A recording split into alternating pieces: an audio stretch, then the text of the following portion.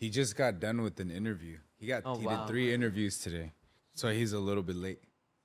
You just walked in and did 3 just like that? Yeah. I do it every day. That's crazy. Sometimes I do more. Yeah. Really? I've done the most I've did one day. I think was 12. Yeah. Yeah. When we met, you were just still doing like 10 a day. I think like 5 to 10 a day. That was on Skid Row. Down on Skid Row. Yeah, I was doing a lot down there. Yeah, that was crazy. 5 to 10 a day is insane. Is it just Yeah. all day, morning to night? Yeah, I was just a machine. I had a lot of stamina, but I think what happened is after a while, you just get beaten down. Yeah, you get for beaten sure. down. You don't realize it, and all of a sudden you're like, "Why am I exhausted all the time?" I'd just be curious. So, like, when somebody walks into your studio, do you have like a thought process? Do you have anything written down, or how do Well, you? I mean, now I do it differently than I did then. Like when I was interviewing Johnny, and maybe before that, definitely before that, I would almost interview anybody that looked interesting on Skid Row. Yeah. And then I started getting more selective. What's your criteria of interesting? Like, obviously, Are we starting already? Well, yeah, the old Mark Laita Cool, style. I love it. No, I love it. No, that's a great way to do it. I was going to ask you about is that air conditioning or what? Yeah. It doesn't. It doesn't really pick up in the mics. Oh, see, I would turn that off. It's gonna get real hot in here. It's like a weird balance. Okay, but- whatever. No, Yeah. If the mics are close, I guess it doesn't matter. Yeah. How What's do you your select criteria? who's interesting? Because there's a lot of, it's a very colorful place. So what's your determination if that person looks interesting or not? You almost develop like an intuition about who's going to have an interesting story or who's authentic. Yeah. Like you can smell. You eventually learn how you can smell. When somebody comes to me and says, "Dude, I got a story that's going to break the internet. It's going to blow up. It's going to go viral." Wait till you hear this. I just tell them I'm not interested. But when you first started that, nobody knew who you were, right? You're just walking around as. I was just a jerk I was just some weirdo handing out money, basically. So that's how you got the first interviews. That's how I got started, and I spent a Interesting. lot of money doing that. Yeah. Wow. Yeah, a lot.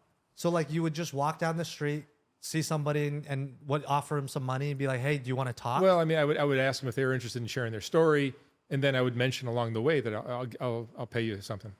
Okay. How much were you paying in the early days? I mean, the minimum is 100. Minimum is 100. Yeah.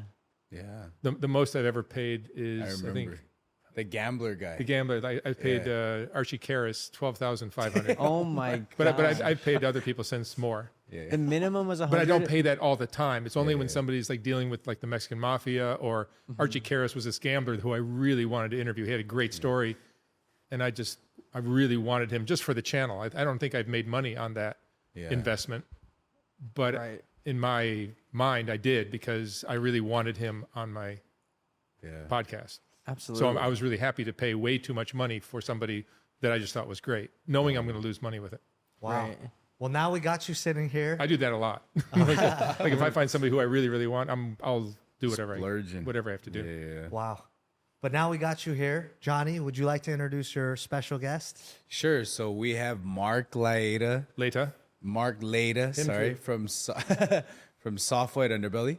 And most of you guys know me from Soft White Underbelly. So he just gave me that stepping stone to be able to like preach and do what I got to do and tell my story. And I kind of want to get into that too. Like, so when I first walked in, right? Yep. What was your I remember what it was on my side, but no one like really knows it from your side. So I walked in. What was your impression like? Well, okay. Asher, who's the guy who introduced us, had this like little network of interesting people. Yeah. And at the time, everyone Asher brought me was gold. Yeah, They were solid. Every single one was worth keeping and using, and they were really good quality. Who's Asher, real quick? Asher is a graffiti artist. He's also extremely like pierced and tattooed, and he's got all kinds of bumps on his head. And he's got everything. But he's a really nice dude. He's not on drugs. He lives on Skid Row. He's lived there a long, long time. He's a really interesting, intelligent guy who happens to know some interesting people. Johnny was one of them. And he just came to me and said, "This guy's great." And I'm like, "Yeah, let's do it." So I was in that mindset back then. Just I'll interview whoever. Yeah. And Johnny just came in, told this great story, and I'm like, yeah, that's cool. But I was kind of like, I mean, the religion thing, I usually steer away from. I'm much more open to it now than I was then. I've kind of changed my attitude about it a bit. But I remember, like, after he did it, I'm like, it's a little heavy on the Jesus stuff. So I was thinking of not using it, but eventually, I just decided to use it, and it blew up. Yeah. Couple of things. Why did you? What about religion do you stay away from? I was raised in a house, like my dad was really anti-religion. He just thinks it's a bunch of BS. Yeah. You adopt these attitudes that your parents have. It's as simple as that. Didn't you say in the interview that you saw him cry? Yeah. No, I never cry. I don't know what you're talking about. When the interview happened, were you like, "This is a crazy story," or what was your feeling to where the end you're like, "Eh"? No, it's like the way Johnny tells a story. It's so like he's such a great speaker. Like Yes. Johnny is a great speaker. I rate people like on a scale from 1 to 10 how great a speaker they are. Like Michael Chernow, who's a survivor of childhood sexual abuse. I just interviewed him a couple of days ago. And he's a great storyteller. Mike Dowd is another great storyteller. The corrupt cop. There's been so many, Yeah. male and female, great storytellers. But Johnny was one of those, and it's like, man, what a great story. And that's what really sold me on his story. It was just like he knows how to tell his story beautifully.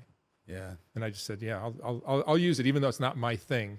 When it made that religious kind of bend, turn, I was like, yeah, that's not my thing, but. Not everything has to be my thing. So when the interview was cut and done, and you were sitting there deciding whether it was gonna go out or not, what was that like? How were you kind of vetting it at that point? Just like I'm not doing this for my audience. Like I never really consider what the audience might like or might not like. I really don't care that much. I just kind of know what I like and what I don't. And because of the religion thing, it's like, it's not quite my thing, but then Johnny was such a great storyteller. That's what really sold me. So, because I would much rather have a really interesting storyteller talk to me about what he had for breakfast than somebody come in with a really great story and not know how to tell it. Dude, that's so true. Because if you get a great storyteller, you get Bill Burr to come in and tell you about what he had for breakfast, it's going to be funny and fascinating. You're going to love that story. Yeah. Whereas if you get somebody who's just been through hell but doesn't know how to communicate, it's painful to listen to. Do you have any other questions before? No, I remember the part that you said. You were like, we would talk offline, and I remember you're like, the forgiveness aspect, like that's just something that, everybody kind of has to learn from and can like walk away with. Did that like influence you because of the forgiveness aspect with me? Yeah. Because that was a part that your story is nothing more than a great forgiveness story. Right. And, I keep selling myself as not being religious, but really, honestly, if you really boil it down, I really am. Yeah. But I'll never admit it. So back in my probably early 30s, late 20s, probably a friend of mine turned me on to Course in Miracles books. There's one by Marianne Williamson. There's a few others. And one of the other books, Marianne was great too, but there's a few Course in Miracles books that are like a summation of the Bible. Like the Bible can be really difficult to read and understand. Course in Miracles boils it down so anybody can understand it. And I really took to some of the things that it taught. And one of those was, it really helps you understand how forgiveness is it's the answer to everything. Everything. Facts. Yeah. I'm a huge fan of that. And that's why your story was like, it was just such a great story. Well told and a great story. Yeah. When you interview and you hear a good story, can you tell like how it's going to do, or it's always random? Yeah, I'm you wrong never know? sometimes though. Yeah. Sometimes I hear that's going to kill, and it doesn't. And it's disappointing when that happens. Yeah. And then there's other ones that I'm surprised by. For Johnny's, what was your feeling like? Because of Well, I didn't suspect it was going to do what it did. How many views has that thing got now? 9 million. 9 Who's million. counting? 9.1. I don't know. I mean, it's easy over 5 or 6. Yeah. I think it's at 9. 9 million? Yeah. That's a lot. I don't know what I expected. Back then, it was such a mixed bag of like whatever. Skid Row is such a potpourri of crazy and insane and scary and depressing and everything. And you're pulling these things out of your Halloween bag and like, oh, look at this. One more. So there's the infamous thumbnail, the Johnny thumbnail, because that's what made me click on the interview, to be honest. I was like, oh, there's an Asian guy on this channel that's tatted. Like, what is this? How did you come up with that, or what was the inspiration? I mean, his tattoos are so unique and interesting. I think you didn't have them; they weren't complete then; they were partial. Yeah. And I think he had his shirt off, and I think I had him turned. Yeah. Is that right? Yeah. You literally, you were on your knee, You went like this. You had your camera. You're like, take off your shirt. And I was like, what kind of interview is this? And then I took it off. And then you're like, look over this. And then I'll turn that. I'll have people turn left or right sometimes. Yeah. And I did that with you, I think mainly just to show the tattoos that were finished. Yeah. Because your other side, I think, had been. Oh, my stomach wasn't fully done. That's what it was outlined. Maybe so we turned you to hide your stomach. Yep. And that's what we did. And then the second interview you did, you had your stomach done. Yeah. And I did it again. So your tattoos are beautiful. Thank you, bro. I've seen a lot of tattoos and doing 11,000 interviews. Yeah. A lot of them on the streets, and Johnny's are probably the most beautiful. Yeah, they're clean. Yeah. Shout out Victor Lee. Yeah, they're beautiful. Yeah. You said something interesting about how it's just a mixed bag when you go out there, but I also shoot in Santa Monica now. So I have a studio in Santa Monica, and then I have a studio on Skid Row, and I rarely go to Skid Row now. Interesting. I don't really go down there much anymore. And how come? It's just like I want to change what I'm doing. I want to branch out. It's just like I don't need to do the same content over and over and over and over. True. It gets old for me and for the audience and everybody. True. You were very much before you got into street interviews. It was like corporate work, right? Yeah, advertising. Yeah, Very slick, very perfect. Yeah, exactly. So how did you go from that, and when were you inspired to? Well, I think I've always been. There's a combination of answers there, but I think one of the even when I lived in Chicago as a teenager, I remember seeing like drunks on the street with their paper bag with their whatever vodka or whatever they're drinking on the street, living on a park bench, and I was just fascinated by that. So these guys live here. I remember talking to my dad about it. Like, these guys just live here on the street. He goes, yeah, life's been rough. So I was fascinated with it back then, and I always had that kind of fascination with weird, dark stuff like that. And when I was doing advertising and I was at my peak and everything was rolling, I decided to get a studio on Skid Row because I recognized that had a lot of that kind of content. Yeah. Those kind of people. So I had that studio just to shoot some portraits. Just portraits, just for myself, not even for any project. I was just doing it. Sometimes I'll do that, just like I'm just experimenting and figuring out what I'm going to do. So I did that maybe for like 2-3 years, gave it up, got a divorce. My life kind of went through a washing machine. And when it was all said and done, all of a sudden advertising changed, the technology kicked in and everything. The whole advertising industry is basically been decimated in my opinion. So it's no longer worth doing advertising. So I got out of advertising, gave up my studio, and I'm just sitting there like, now what am I going to do? And I thought about it for a year or two, and then I realized, remember I was doing those portraits down in Skid Row? That was really fun. I really enjoyed that. I'm not going to make any money doing portraits. And I started doing interviews right before I quit because Canon had a video camera built into their still cameras. So I started doing interviews down there too. But I recognized that there was nothing financially viable in doing that kind of work. But I knew that I enjoyed it, and I figured I'll put it up on YouTube and see what people think. Dang. Just for myself. What year was this? 2019. Wow. And I really honestly believed that 15 people might find it interesting. And I didn't understand the potential that YouTube has. How many interviews did you post until one really smacked, and which one was that interview? I'll have to look, but there were some so I started in April of 2019, and then I went till on Christmas Eve.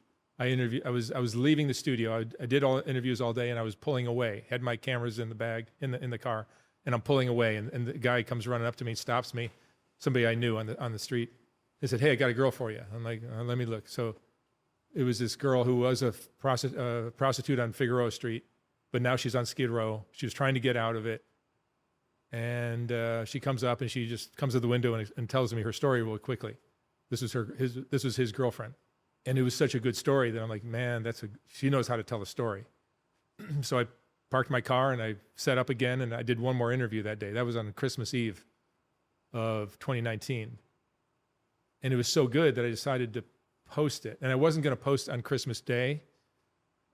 And I think what I did is I decided to post hers on Christmas Day because it was just so good, which seems like the wrong thing to do because my videos are so dark. I just said, I can't do this to people on Christmas Day. I post every day, so I just figured I'm going to give them a break on Christmas Day. But I did it again. I did it anyway. I hurried up. Sometimes I can just edit it really quickly and do it all and pump it out really quickly. So I did. And the thing took off. Not tremendously, but did really, really, really well. Better than any video I had posted yet. Up until that point, what was your best video? And then I've never looked, but I probably have something that has a few 100,000. Okay. A couple 100,000 maybe. This one was like on its way to 1 million. You could tell. But she calls me after like a week or 10 days maybe, saying her family's giving her a hard time, and she wants me to take it down. Dang. Oh no. Which sucks. Yeah. So, of course. Been there. like, I got to respect somebody's family and their wishes like that. So I'll take it down.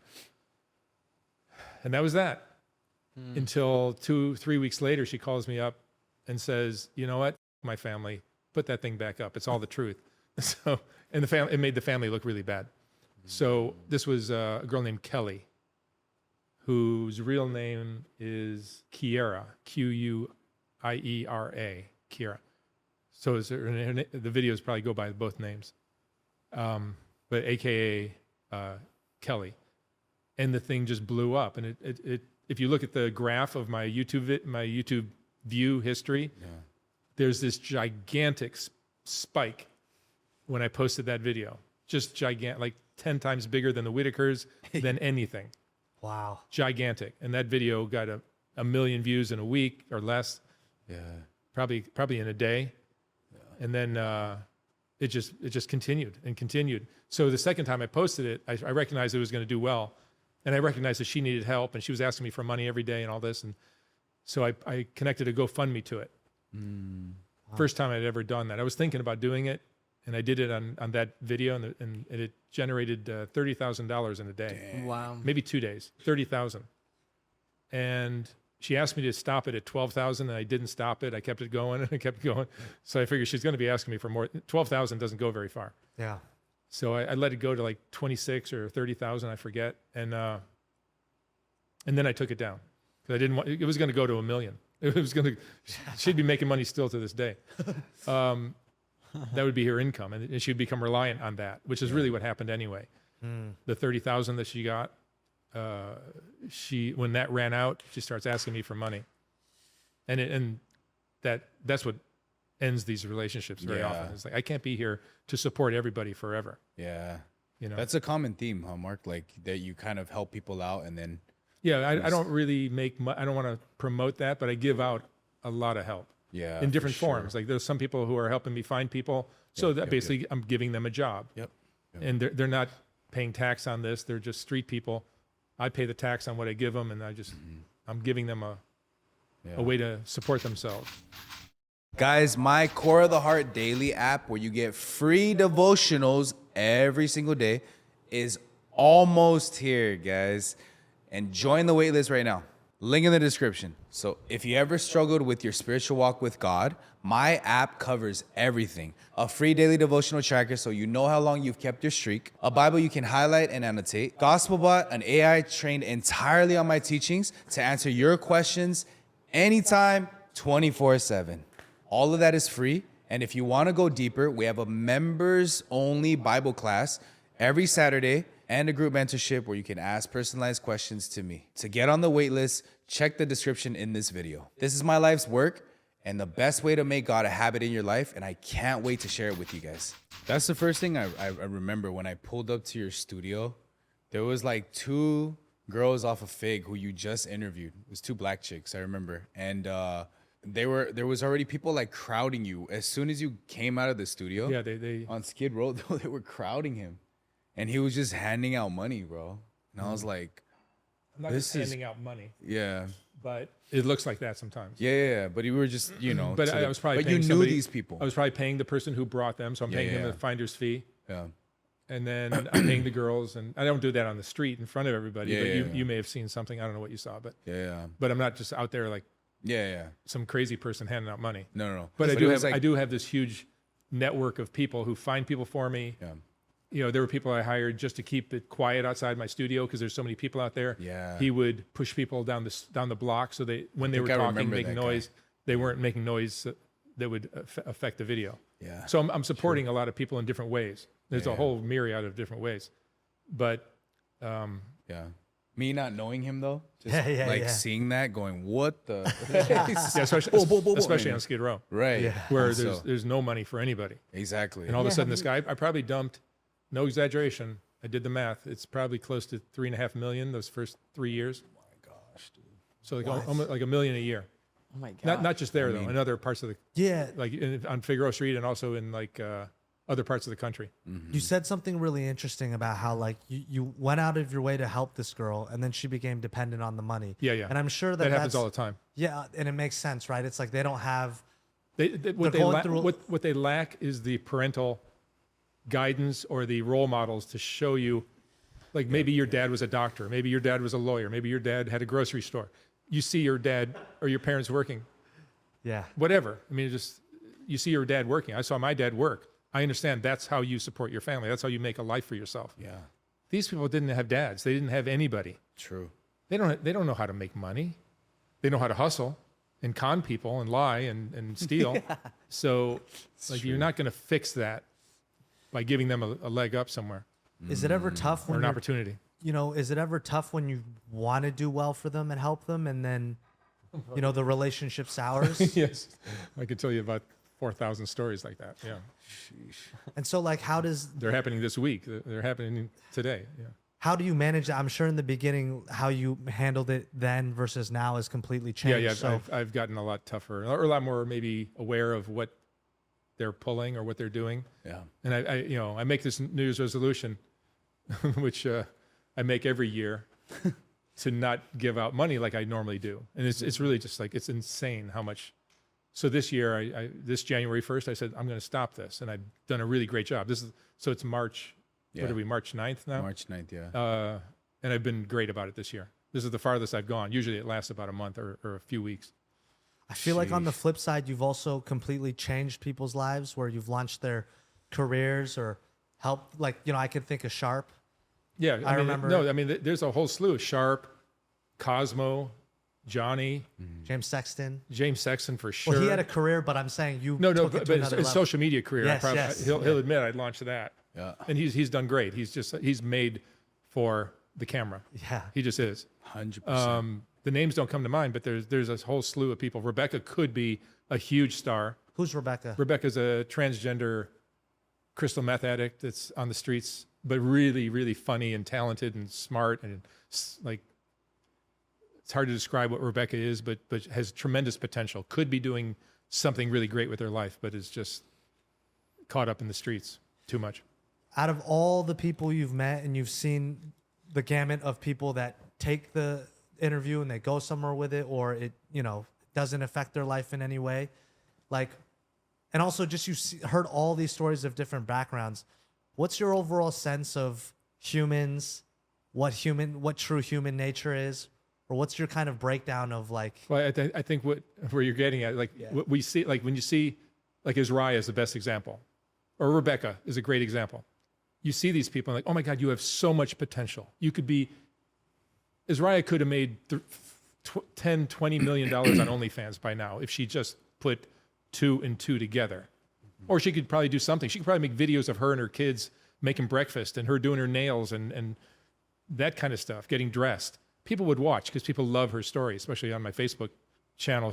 She gets like 8, 9 million views every video. It's crazy. But she doesn't know how to do anything, doesn't know how to get anything off the ground. And Rebecca's the same thing, just doesn't know how to make 1 + 1 = 2. And what we see in these kind of people is we're projecting like we see the potential, we're projecting what we would do if we were given that opportunity. Right. If I had Rebecca's sense of humor and talent and good looks and all that, man, I would kill it. I would put down the crystal meth.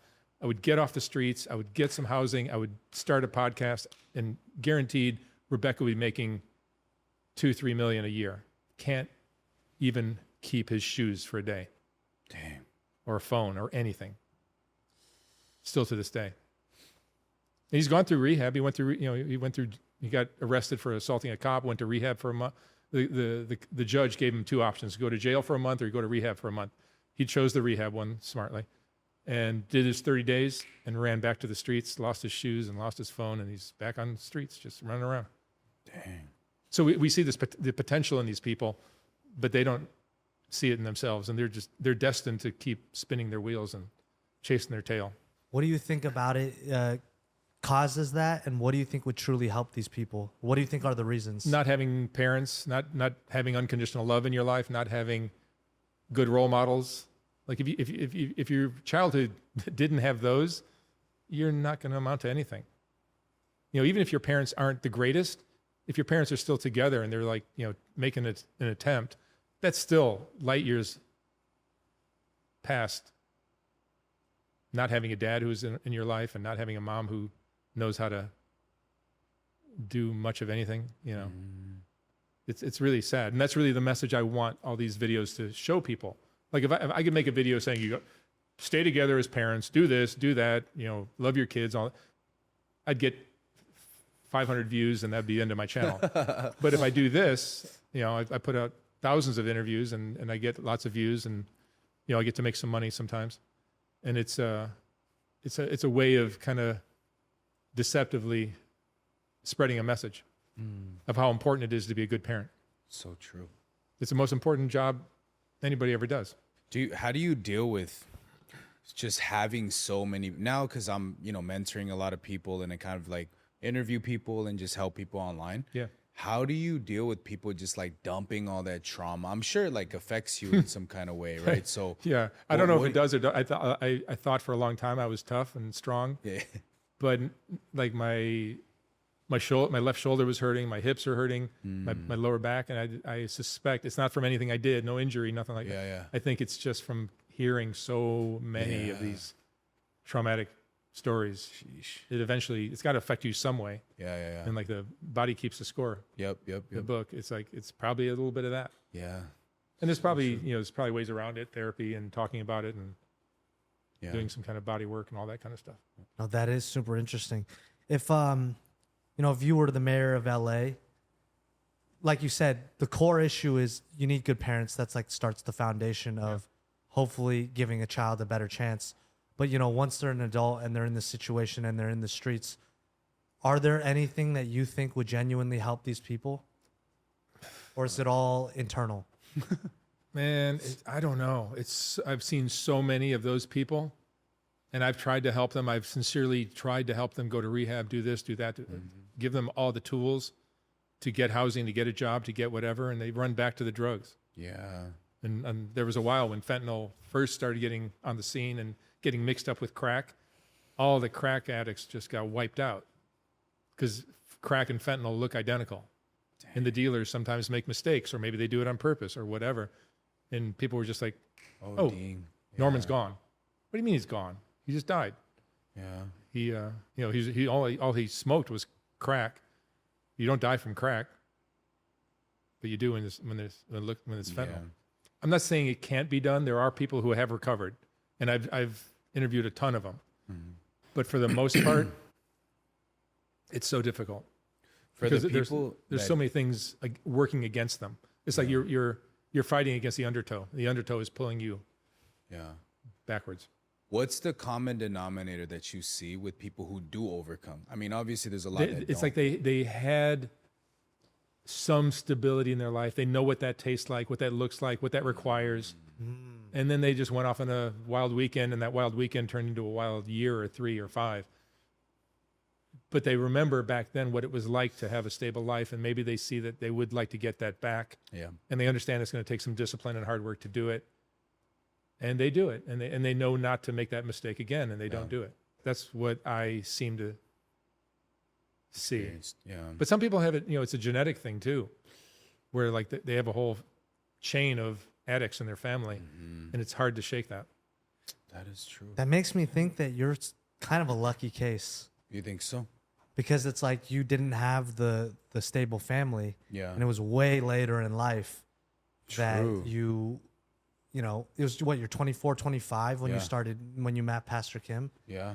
It's like by then, it's like your frontal lobe is developed. Like who Yeah. wants to be told by like an older Korean man who can't speak English on what to do, when to get up, clean toilets. You know what I'm saying? Yeah. He was literally like scrub toilets, and I'm like, why? Like, what the hell? He was teaching me discipline and things like that, and I didn't know. Obviously, I had no respect for authority, and I had to like wrestle with him a lot. And I realized he was training all of these things, or untraining a lot of things that I had learned. And so that is true. I didn't think about it like Sometimes you're just young and stupid, and stubborn. Yeah. And you think you know everything, and you just don't want to listen to anybody older than you. That's facts. I see a lot of that. Mm. Were drugs ever a thing for you? Yeah. Yeah. Yeah. I did coke, meth, did a bunch of stuff, drinking. Yeah. I think that's pretty interesting. For you, obviously, you have your own idea of what the cure could be. Mm-hmm. But I also see a lot of similarities of what he was saying of like, you have to let people come to the end of themselves. You can, 100%. He's handing them money, trying to help them get off the street, whatever it is. Yeah. And they still, right? Yeah. He gave 30,000, used a whole 30,000 GoFundMe, and then still at the end was like, let me have more.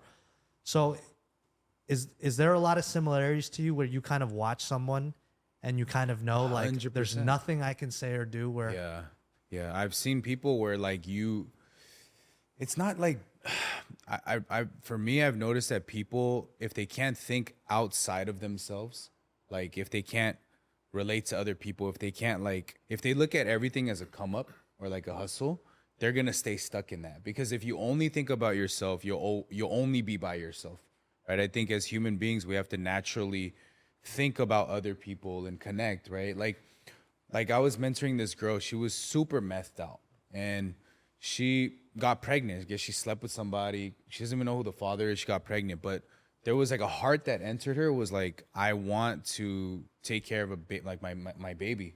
And she would try to quit all the time. All of our one-on-ones was I relapsed. But when she had this kid, she just thought about the kid, and she's like, this isn't fair to the kid. And that literally stopped her.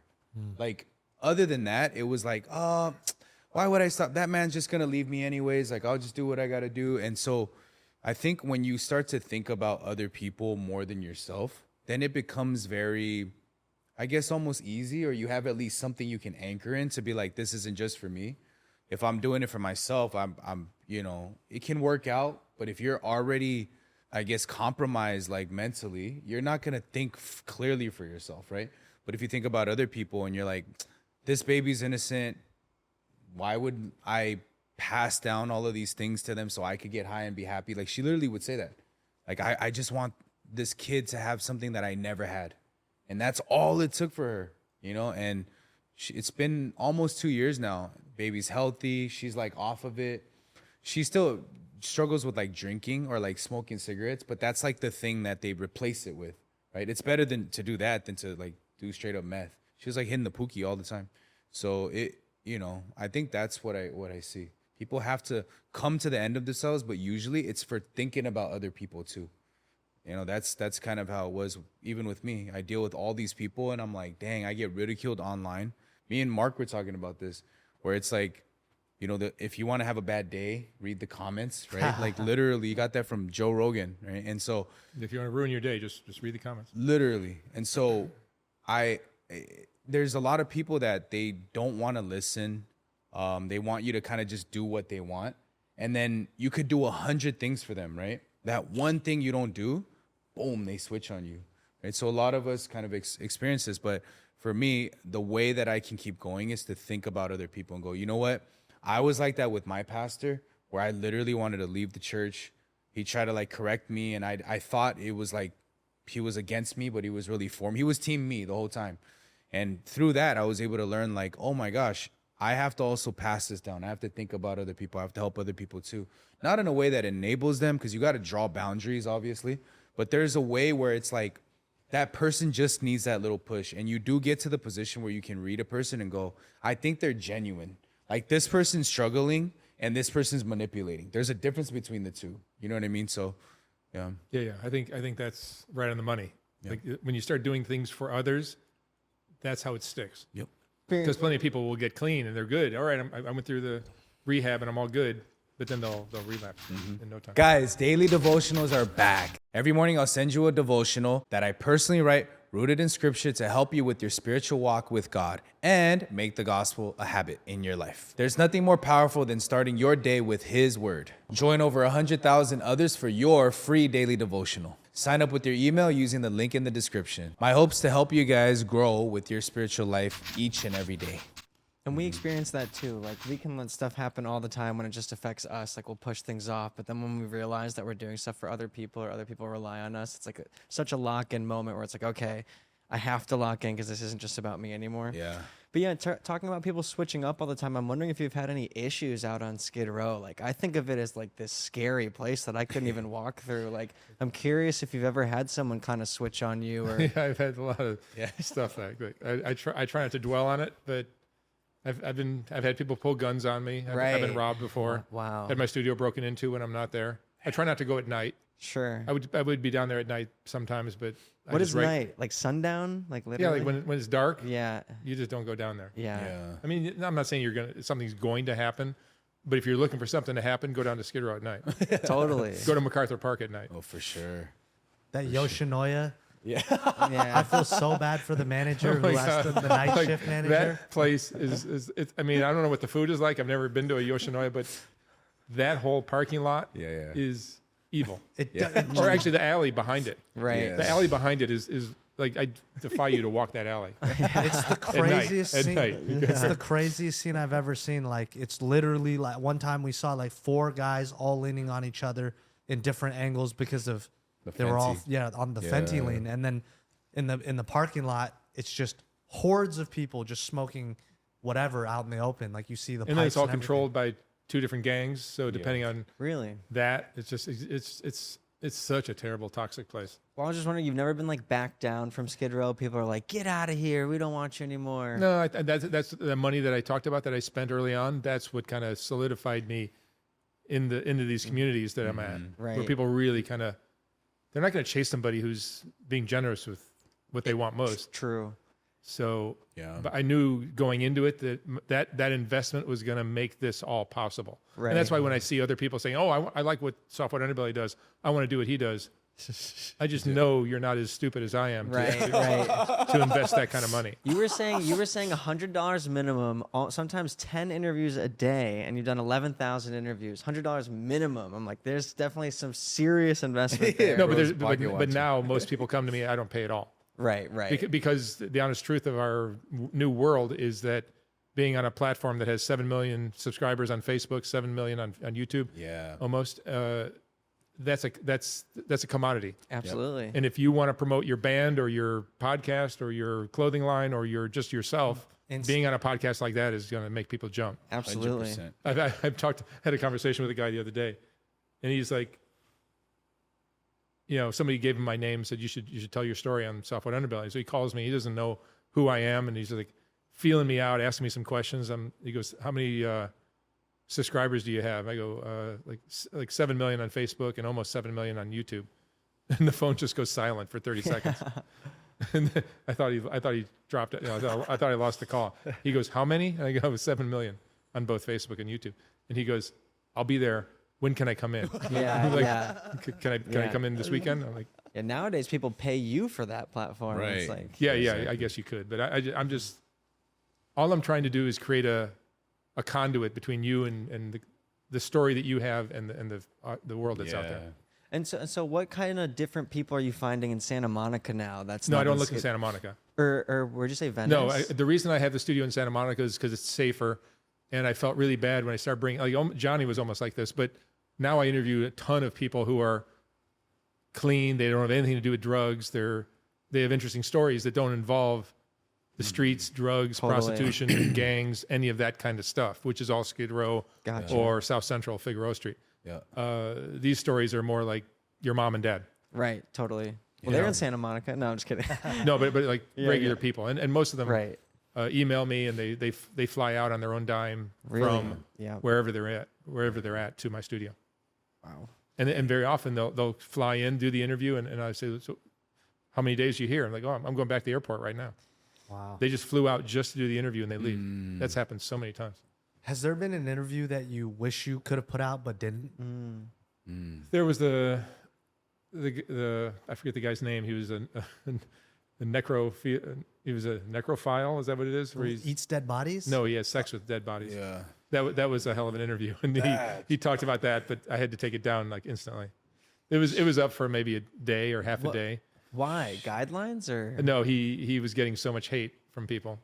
I could imagine. I think to this day he's still kind of dealing with that. Dang, that's crazy. Even though it was only up for less than a day, but he asked you to take it down. people take my content and they put it on their platforms. It's out there if you really look for it. Yeah. Was he asking to take it down? He asked me to take it down, which I did. Would you have left it up For why? I mean, why?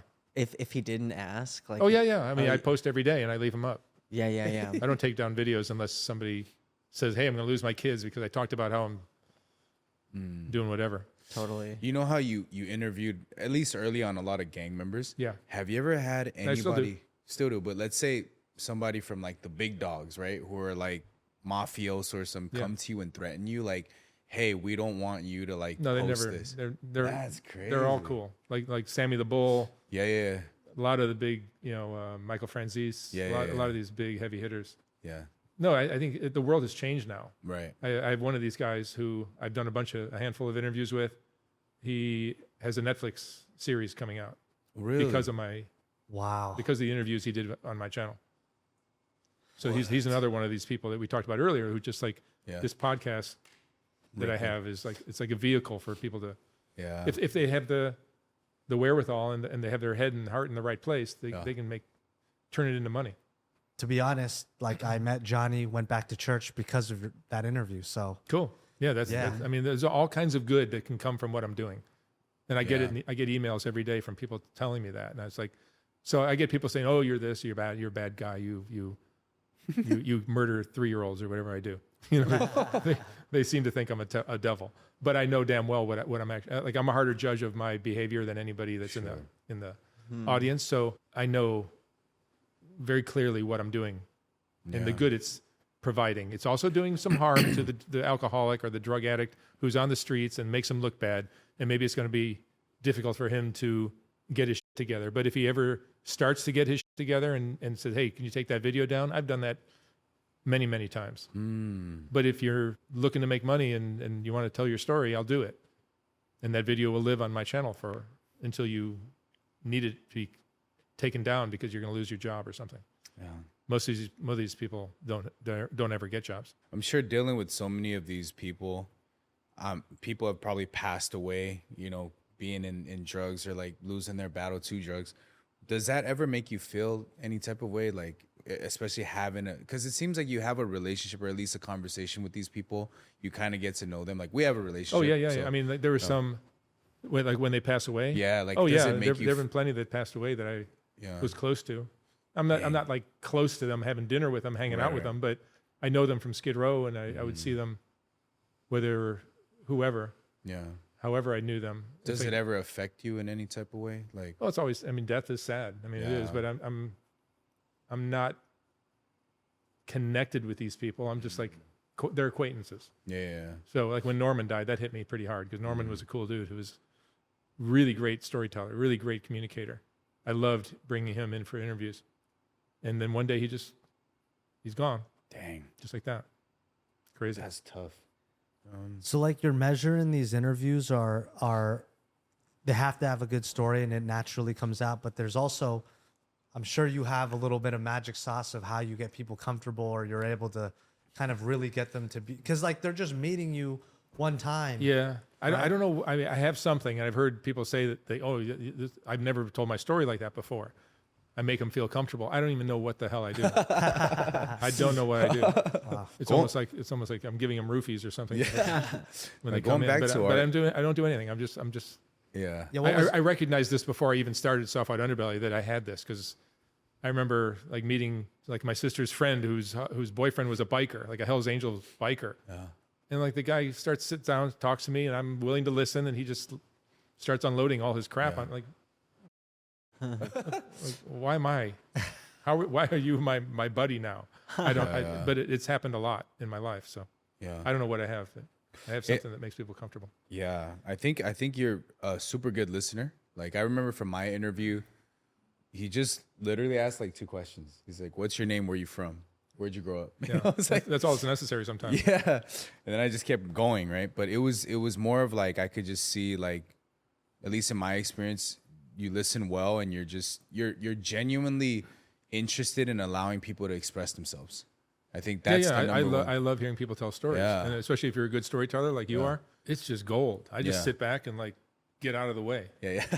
Which I think a lot of people don't have that. When we're doing podcasts with people, obviously they have like their set, questions, but there's this feeling that I've been with other people that I haven't felt on your, on your channel, is that they tend to kind of want to like flex their knowledge or like what they feel, and like they want to tell their story and kind of like relate, which is just how human beings are naturally. With you, you're just like genuinely like deadlocked into everything that I was saying. Yeah. And I remember that, so I just, I can't add anything to your story that's going to make it better. True. There's nothing I can interject that's going to be like my knowledge of the streets. Like, I don't know about the streets. I'm from suburban Chicago. I don't know about this world that you're talking about. I'm just like, you want to share the story? Just go ahead. I'm not going to interrupt at all. I don't try to be an expert in anything. I've never done drugs. I've never hired prostitutes. I've never got involved in gangs and guns and selling drugs and all that. So I just stay out of the way.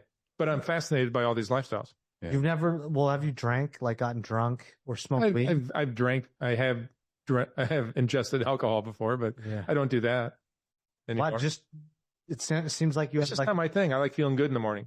Yeah. And I'll feel better in the morning if I don't drink.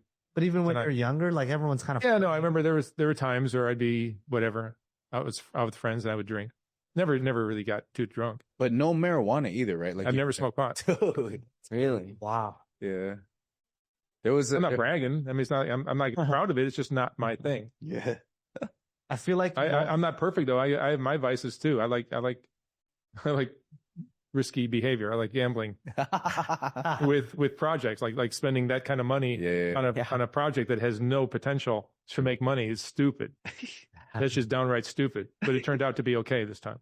And wait, so you had no... Even a blind squirrel gets an acorn once in a while. Yeah, that's right. Broken clock, right? Twice a day. Did you have any YouTube or social media experience before going on YouTube? No, I still don't. I still don't know. Really? I still don't know. I would disagree with that. No, I mean, I've learned some things just by bumping my heads, but no, I don't know anything about social media. Really? I mean, you came from a marketing background, so you kind of knew how to... I have a sensibility for what is cool and what's not, and what the audience will respond to and what won't. Right. What they won't. So I do have that. And did you have any like technical background? Like why online? Because everyone else was doing it? Technical background of what? Like how did you even get the cameras going? Obviously you're taking portraits, but like just posting to YouTube, it's not like the easiest thing. Editing. You said you were editing yourself. Do you still edit yourself? Yeah, that's crazy. We're hiring, guys. Core of the Heart is hiring, but listen carefully. We're not just building a company, we're building one of the fastest growing Christian communities in the world. In just a year and a half, this community has grown to over 3 million strong, and we're nowhere near done. Our mission is simple but massive: to build the best tools and resources to help anyone in the world get closer to God. Our first immediate goal is to get 100 million people into heaven. So when we say we're hiring, understand this. We're not looking for employees. We're looking for mission-driven A players that want to change the world. Our criteria is simple. Don't show us what you could do. Show us what you've already mastered. Like if you want to be the short form editor, show me the millions of views you've gotten on short form. If you want to be the podcast producer, show me the shows that you've successfully produced. We've learned the hard way not to hire off potential. We just want to hire off of pure experience. People who have already proven that they can perform at their skill set at the highest level. We have jobs available in many different departments: media and content, live events, and marketing. We also have remote jobs and LA-based jobs available. If you're an A player that has mastered their craft and wants to do something that glorifies God, then please head to the link in our description and check out the job board. And lastly, if you're an absolute beast at something and you don't see it on the job board, please reach out. I mean, you might be able to do it for us. It might work out. So if you're amazing at something, you don't see the perfect job description, just reach out. Tell us what you're good at. Maybe it'll work. Genuinely, I can't do this without a team. So I'm very thankful for anyone who supports the mission. I look forward to hearing from you guys. If you don't mind me asking, how old are you? 66. I just turned 66. What? It was very young. Yeah, what's your secret? You don't drink, you don't smoke. What do you eat? I take care of my health. I try to sleep really well. You know what it is? I really think, and Johnny's the same way. I think you just stay. I'm really positive. I go through my life with a really positive attitude. Yeah. You know, a lot of people go through life and like, I'm not going to get this job, or like life sucks, or this is too expensive, or this is too. I always look at things very positively, where it's like anything is possible. Yeah. You know, so everybody has some tough things they go through, but if you still believe that something good will come eventually to you, you just have a brighter outlook, and that positive attitude tends to keep you. It's less stressful on you, For sure. than being negative. When you're negative, you're going to look a certain way. And if you go through life a little lighter and easier and thinking that things are going to work out, which they usually do, not always, but they usually do for me, then your wear and tear is less. Wow. Well, it's working. So everyone listen up, take notes. Yeah. No, Bro. I'm not perfect, you know, but a positive attitude goes a long way. Yeah. If there was anybody you can interview, like who's on your dream interview list right now? Oh, I've got a list on my phone. The one person that I would really have loved to have interviewed and never got a chance to, and he may not have ever done it anyway, especially with a podcast like a platform like mine, but like Reverend Ainsley, who is a TV evangelist. I think he was in Indiana. He was based. I grew up in Chicago, so he would be on the TV all the time. And I recognized the first time I saw him, this guy is gold. Why? Oh. Because he's just selling pure, unadulterated. Wow. And he does it in a way that's so flashy and so like people are buying this. Like you see the audience, he's doing this in arenas. He would travel around the country doing arenas, and people are like fainting and being healed, and he puts your hand on the forehead and heal, and it was like this sells like this. So I would love to interview him with my style, which is very straight and very accepting and very non-judgmental. Yeah, true. So I would just like let him spiel his without any kind of reaction to it. Like I wouldn't question him on like, you're not healing anything. You know, I would love nothing more than to interview, but I also like, you know, there are so many people that are alive and around now. I mean, I'd love to do like some Catholic nuns. I'd like to do different religious sects that are out there. I think that would be interesting just to hear their different attitudes and beliefs, just what their lifestyles were like as kids and how they are going through life. And I love contrasting that to maybe a prostitute who's on the street, and like two women, both the same age, who live lives that never, ever overlap. Yeah, that's true. Who else? Get the list. This is Get going the list. because what I'm also noticing is like you're deep in this like weird culture web that who finds the Whitakers? You know what I'm saying? Yeah. No, I do. Exactly. So That's my strength. I'm not a good interviewer. I'm a mediocre interviewer. I'm just a curious person who, like, you know, what was your family like growing up? It doesn't take brain surgery to ask that question. But also, I'm not good at this. You found James Sexton. Yeah, but so that's what I'm saying. I have this knack, and I don't know where it comes from or how to create it. But I know when I saw James Sexton, I know that guy is gold. And I called him up, and next thing I know, I'm doing an interview with him. Yeah. The Whitakers, I looked long and hard for that or something like that. And I know where to look for it, and I know who to ask to find it. And I looked long and hard, and eventually I found it. But so even with the Whitakers, what would And I'm relentless as a. okay. I don't give up. But even for the Whitakers, you were like, I want to find an inbred family. And where did that come from? Yeah, basically, yeah. Simple as that. Because I know that exists. Wow. And I probably won't do any more. I mean, I might, but I probably won't do any more Whitaker interviews, videos with them. They all got separated now. So the Ray, Timmy, and Lorraine are in a nursing home. Mm-hmm. So they're separated from the rest of the family. And even Betty doesn't live at home anymore. So they're all separated now. Oh. So like, what am I going to do? Yeah. Like a video of what? Of all these people that have been separated? It's like, it's impossible now. So, I'm probably not going to go back there, but I guarantee you there's another family that's equally interesting. Yeah. Very different. They won't be the same. They won't be inbred hillbillies, but they'll be a methed out family from Georgia or from Alabama or Texas or something, that'll be gold. It's just fascinating. And I'm really good at sniffing that out. It's just fascinating that your mind went there, you know? You were like, I want to find an inbred family. That'd be an interesting story. It was literally the best day of my life. To this day, I've said this many times, it was the best day of my life. Not the day I interviewed them, but the day I photographed them and discovered them. Wow. Best day of my life. I was the most fulfilled I've ever been. How did it start? So you said the thought came, and then where do you even begin your search? We were just driving. My assistant Axel and I were driving through Kentucky and West Virginia, which is probably a great place to look for that kind of thing. Western West Virginia and Eastern Kentucky. If you go into the little nooks and crannies, you're going to find some crazy shit. And we did on our own. But I was at a gas station. I met a cop, told him what I'm doing, and he goes, "Oh man, I could show you some crazy shit." And I go, well, "I'd love to. Like, if you want to make some extra money, I'll." He goes, "You don't have to pay me anything. Just meet me here at 3:00. I get off at 3 or 2:30 or whatever. He said, "Meet me here at 3." So I meet him at 3, and he took us to a few places that were pretty interesting, pretty like gold. Give us some details. Like, what was the first place? And like, it was a woman. You need to see the photo. I haven't done an interview with her. I just did photos for my book Create Equal, which is out of print. But I think there's a new the publisher Steidl is putting out a second edition of it, so it will be hopefully coming out again. I've heard. But there's images of this image. It's a woman with her child who was probably delivered in a way that they didn't go to hospital to deliver the baby. So the baby probably had oxygen cut off to its brain for too long. So there's brain damage, or something happened like this, where there's a lot of brain damage, and the kid is clearly defected. Yeah, whatever the polite word is, because the words I want to use are not politically correct.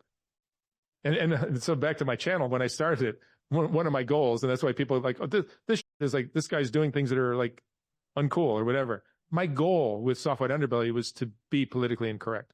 My goal was to be politically incorrect. That's the number one goal. That's my number one aim. So when people give me a hard time for like, "Oh, you're exploiting drug addicts," like, yeah, I am.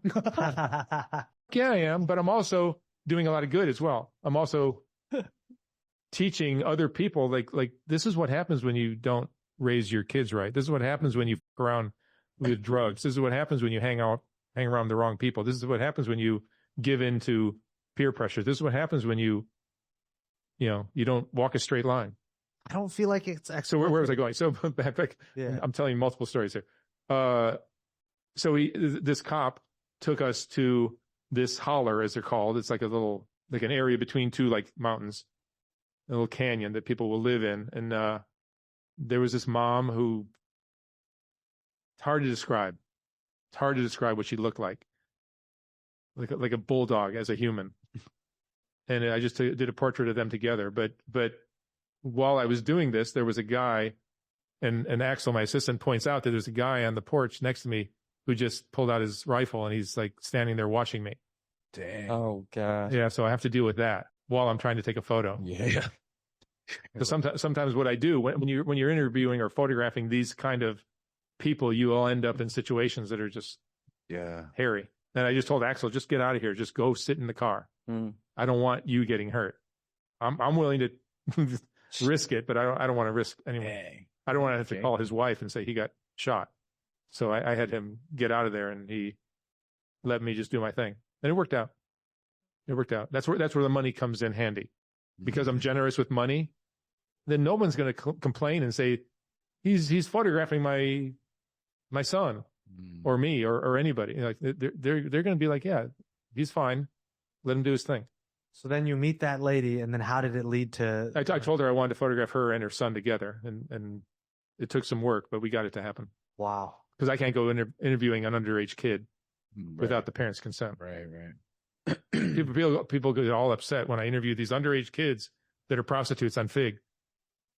They don't realize I have to do this through the parents. Wow. Like, you can't just do that. Yeah, of course. They're underage. Like, I don't want to go to prison. Yeah. So you got to get the parents' approval. And the parents approve it those times. Yeah. Dang. Well, that's where sometimes money comes in handy. Sheesh. So It's crazy. I burn through money like, but I do it in the name of trying to get these messages and stories out there. Yeah. Because people will learn from them. Because if you see a 13-year-old prostitute, you're going to, if you're a simpleton, you're going to look at that story and go, you're interviewing a 13-year-old prostitute. What the the matter with you? Yeah. If you have a little more awareness, I'm not going to say mean things. If your mind works differently, you're going to see, oh, wow, sharing this story is going to show how this happens so that others can maybe avoid it. So maybe a parent, a father will stay with the mother of his kid to just be there for his kid, even though he's maybe not in love with the mother anymore, but he's, just doing it for the kids, which will help that kid or his child grow up to be a better human. You're 100% right. All those videos, the through line for me was like, wow, I'm lucky that I had two parents. Yeah, Even though I feel like, however I felt about my childhood or whatever it was, I'm like, I'm so lucky. So even if your parents weren't perfect, at least you had two parents. That's puts you head and shoulders above the rest of the world. Facts. Yeah. So I'm really aware of how like politically incorrect my videos are, but that was the goal. So did that police officer introduce you to the Whitakers? Yeah. So not on that day. Actually, what happened shortly after that shoot with the woman and her son, it was spring in West Virginia, and the rains come. They just come and it pours. And when I say pour, the hardest rain you can possibly imagine, just like fuck, and all the equipment got soaking wet, and the strobes I was using to take the photos stopped working. So we just said, look, I got to leave. I'm in West Virginia. There's no fixing this. Right. Let's go back to LA. We'll regroup and I'll come back in a week or two, which is exactly what we did. And when we came back, he said, make sure you bring video cameras. And I'm just like, I don't do video. So I didn't. If I had, then Soft White Underbelly would have started whatever, 15, 20 years earlier. Oh, that would it would have started back. This is a crazier story. Yeah, if I had done what the cop asked me to do, and shot video of the Whitakers, I would have posted that video on YouTube. I don't know if YouTube was even around back then. 2004, I think it was. I don't think so. Wait a second. So you were hunting for these types of stories way before the channel. It wasn't even about the channel. No, there was no channel. That's the craziest part of the story. Well, I've always done that. I've always done that with my photography, whether I'm doing still photography of a flower or a butterfly or of a whatever. It's like I'm always looking for something that is just really spectacular. I didn't just really something that stands out and is really truly spectacular. Broke my brain. I really didn't realize you met them 15 years before putting them on YouTube. Well, I probably put them on YouTube with probably 2003 or 2 or 4. I mean, no, 2020. Yeah, I was gonna say. I lose 2020. I lose track of my decades, but I met the Whitakers probably in 2003. So 2003, channel takes off. When were you like, oh my god, I got to go back and get these people on video, or was that always in the back of your mind once the channel took off? No. I was purely. I'm just a photographer. Yeah. I still just consider myself a photographer. I'm not a videographer or a. Maybe I'm a documentary dude now, but I'm just a photographer that likes to hear people's stories. So you learn how to use a microphone and a video camera, and you can make that work too. Sure. Which if you look at my very early videos, the video quality was horrible. The audio quality was horrible. Everything was horrible. The photos were nice, but the video was terrible. And then I figured out quickly that it's more watchable if the audio is better. Yeah. And if the video looks better. So I started fixing those parts of the video. So then originally the Whitakers were just somebody I discovered for that first book I was working on. Yeah. And after that, I was done with them. I'm done. I gave them a bunch of money and helped them out. What happened is I met them when we went there with the cop. We pull up and it just looks like that scene from Deliverance, but times 100. It was the craziest shit ever because everyone's walking around. Everyone's eyes are going in different directions. Nobody's got any teeth. One guy is barking like a dog and kicking a trash can with his pants around his ankles. Everyone else is just staring at you like they're insane. Damn. It was the craziest shit I've ever seen. And the cop says to me, I told you to bring a video camera. Wow. And it was like, yep, you're right. But I wasn't thinking in terms of video at the time. Yeah. If I had, which would have been, a major undertaking, because there wasn't even digital video then. We were shooting film. So that would have meant a motion picture. Oh yeah. Camera, which is a lot more of an ordeal. But I don't shy away from hard work. So I would have done something like that if I was into doing video, which I wasn't. But if I had, then Soft White Underbelly would have started back in 2003. That's crazy. And it would have really been a different story. True. Okay, well, so why was it the best day of your life when you were photographing them? Like, When what's you going find through your something that's mind? just so unique and so special and so, right. they're just wonderful.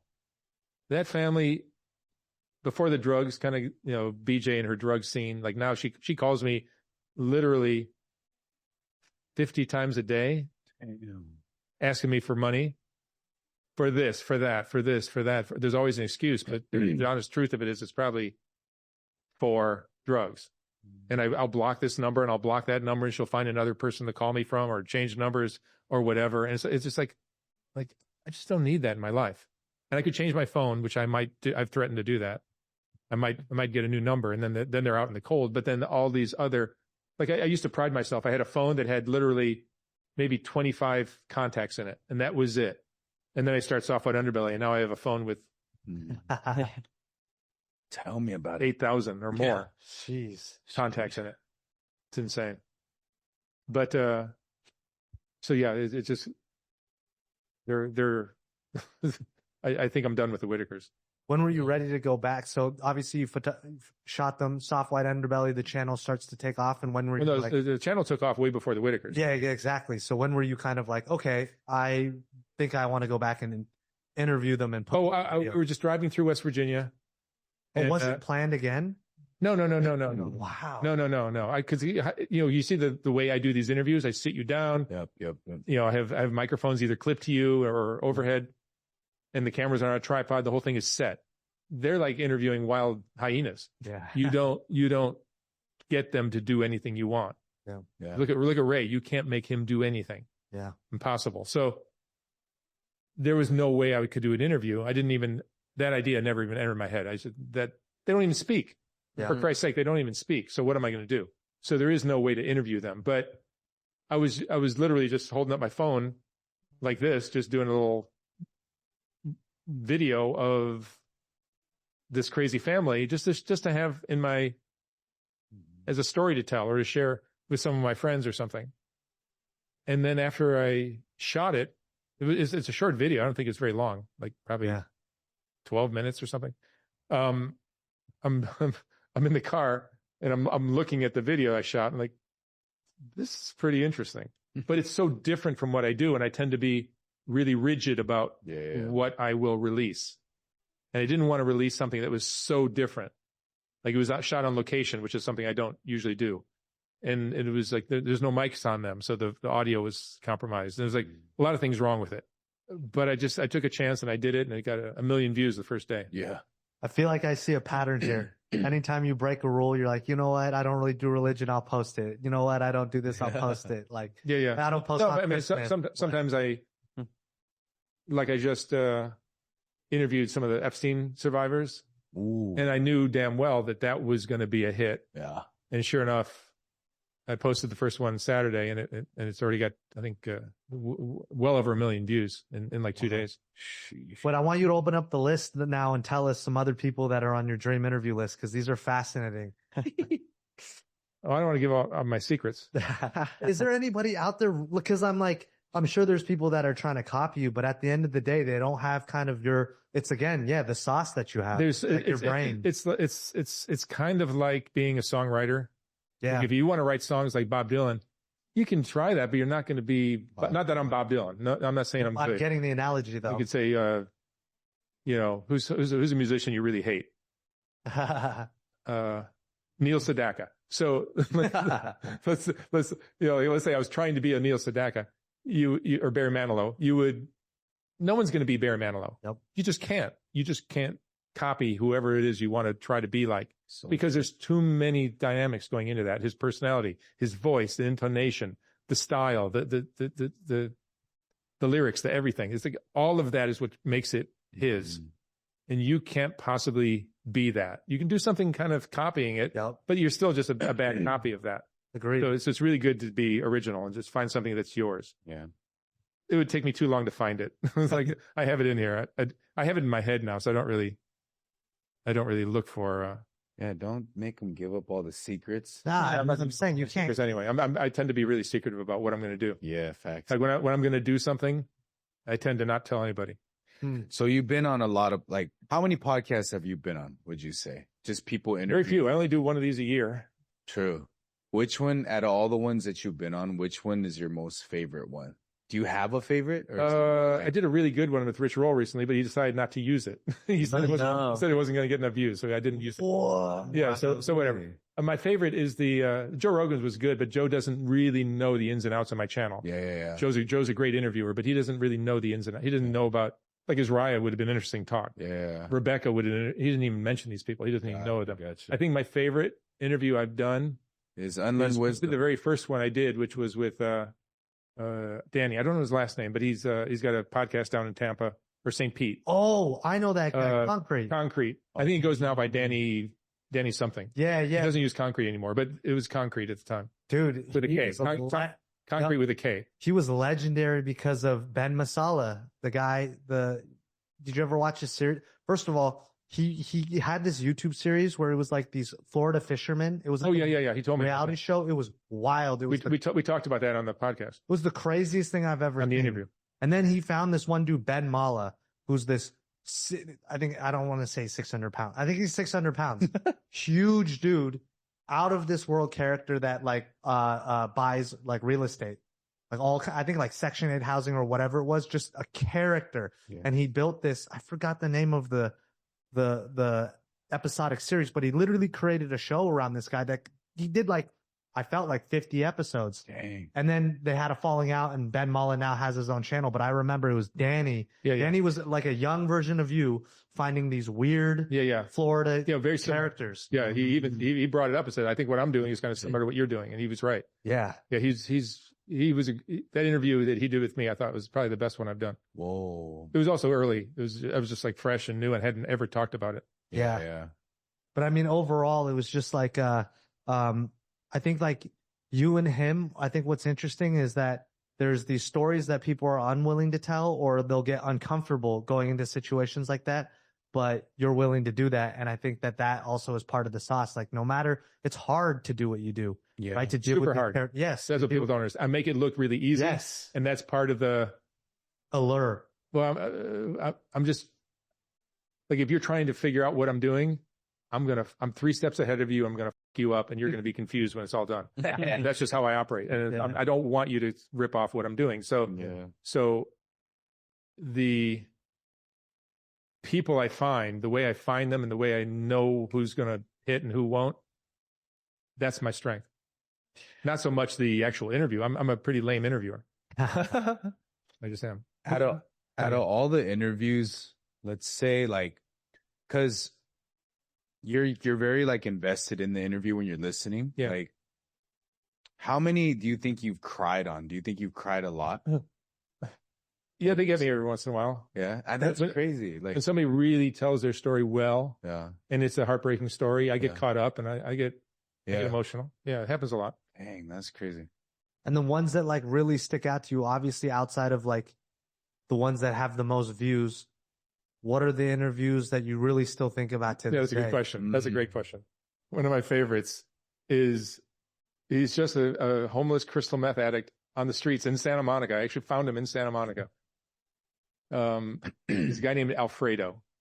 He's a black guy, like an older black dude, 50 years old, 55 years old, something like that. And he's talking about how his family is all in the mob. Mm. And it's kind of like what I said earlier. It's just a total crock of pure. But he's saying it with a straight face. It's insane what he says in this interview. Like his family owns this corporation, that corporation, this corporation, that, all these corporations, and they're mafia connected. And it's like, dude, you're just a homeless dude on the street. Where do you think? Where's all this crazy shit? But crystal meth does that to your brain, where you don't sleep for for 3 weeks. Yeah. And it makes you kind of goofy anyway. And it's like you end up believing that you are just the most powerful, badass that ever walked the earth. But even when the story is fake like that, you're still like, this I love that. Yeah. I love that. Sometimes people will see my videos. This is a lie. I can't believe Mark's falling for this. Like, Mark knows this is. That's why he posted it. Because I'm not looking for. I mean, the lies are what's authentic about it. Yes. I love that kind of authenticity where it's like it's pure, but it's fascinating because it's. That's interesting. I love that. I like when my finders are out there in the street and say, "Oh, Mark, I got one of your. I got it. And I know exactly what you like. I got it for you." And he's got somebody who's purely spewing total crap, and I normally like that, but very few of those will make for a good interview. Like a lot of them won't get used. Yes, they're insane and they're saying ridiculous shit, but it's like it just doesn't hold together. Whereas Alfredo's kind of did. The whole story is like, this is great. I like hearing these because I'm definitely gonna go back. And then like my other favorites, which is it's the exact opposite of that. Giovanni Rocco, who's a former I think he's retired now, FBI agent who went undercover to infiltrate the New Jersey mob, which is what the Soprano family was based on. Yeah. But his story is true. That was nuts. And it's a 4-hour talk. Dang. It's over 4 hours long, and it's the most magnificent storytelling you'll ever hear. Wait, is it not out yet? What's the one you also did in New Jersey Cop? That's the guy, right? The New Jersey Cop. I've done a bunch of New Jersey Cops. Okay, there was one that was like This is an FBI agent. Okay. I got to go back. There was one you did. It was like maybe like 3 months ago or something. No, this was a year and a half ago. Probably. Okay, but it's my favorite, probably my favorite video. But it's 4 hours, so it didn't get a ton of views. Who the f is gonna watch a 4 hour 15-minute video? But true. But if you sit through the first, it starts slow, and builds and builds, and by the end of it, you have so much anxiety. Because his story's gotten so crazy. Because his wife is going, "What the f are you doing?" Like he's not coming home, and he's just part of the mob now. Yeah. And they've ordered him to. I'm not going to tell the whole story. It should be a movie. I cannot believe Hollywood has not figured, or some network has not figured out. Like this is the greatest story ever. We're gonna clip this in a TikTok clip, and people are gonna go watch that video, and you're gonna get a phone call. I promise you. Yeah, he deserves to have his story made into a. Okay, so give us like a short synopsis. It's too involved a story to be just a movie. It's got to be like a series. Give us like a short synopsis of just so we could put it in the clip when we. Of that one? Yeah. So he infiltrates the New Jersey mob, which is like the Sopranos family, but in real life. He infiltrates them. He becomes part of them, connected. He's like part of the family now. And they order him to murder this one guy they want taken out. And he's like, why me? You have all these tough guys. Like, why me? He says, hey, you're one of us. It's just your turn. You're. So now he has to murder a guy, but he's a member of the FBI. So how do you work as the FBI agent but murder somebody? And if he doesn't do it, then he's going to be exposed as being fake, or not worthy of being in the mob, which is what he's kind of being led towards. And it's just a hairy story. And he made it out. Well, obviously he made it out. He survived. He's alive. Yeah. But was he in height?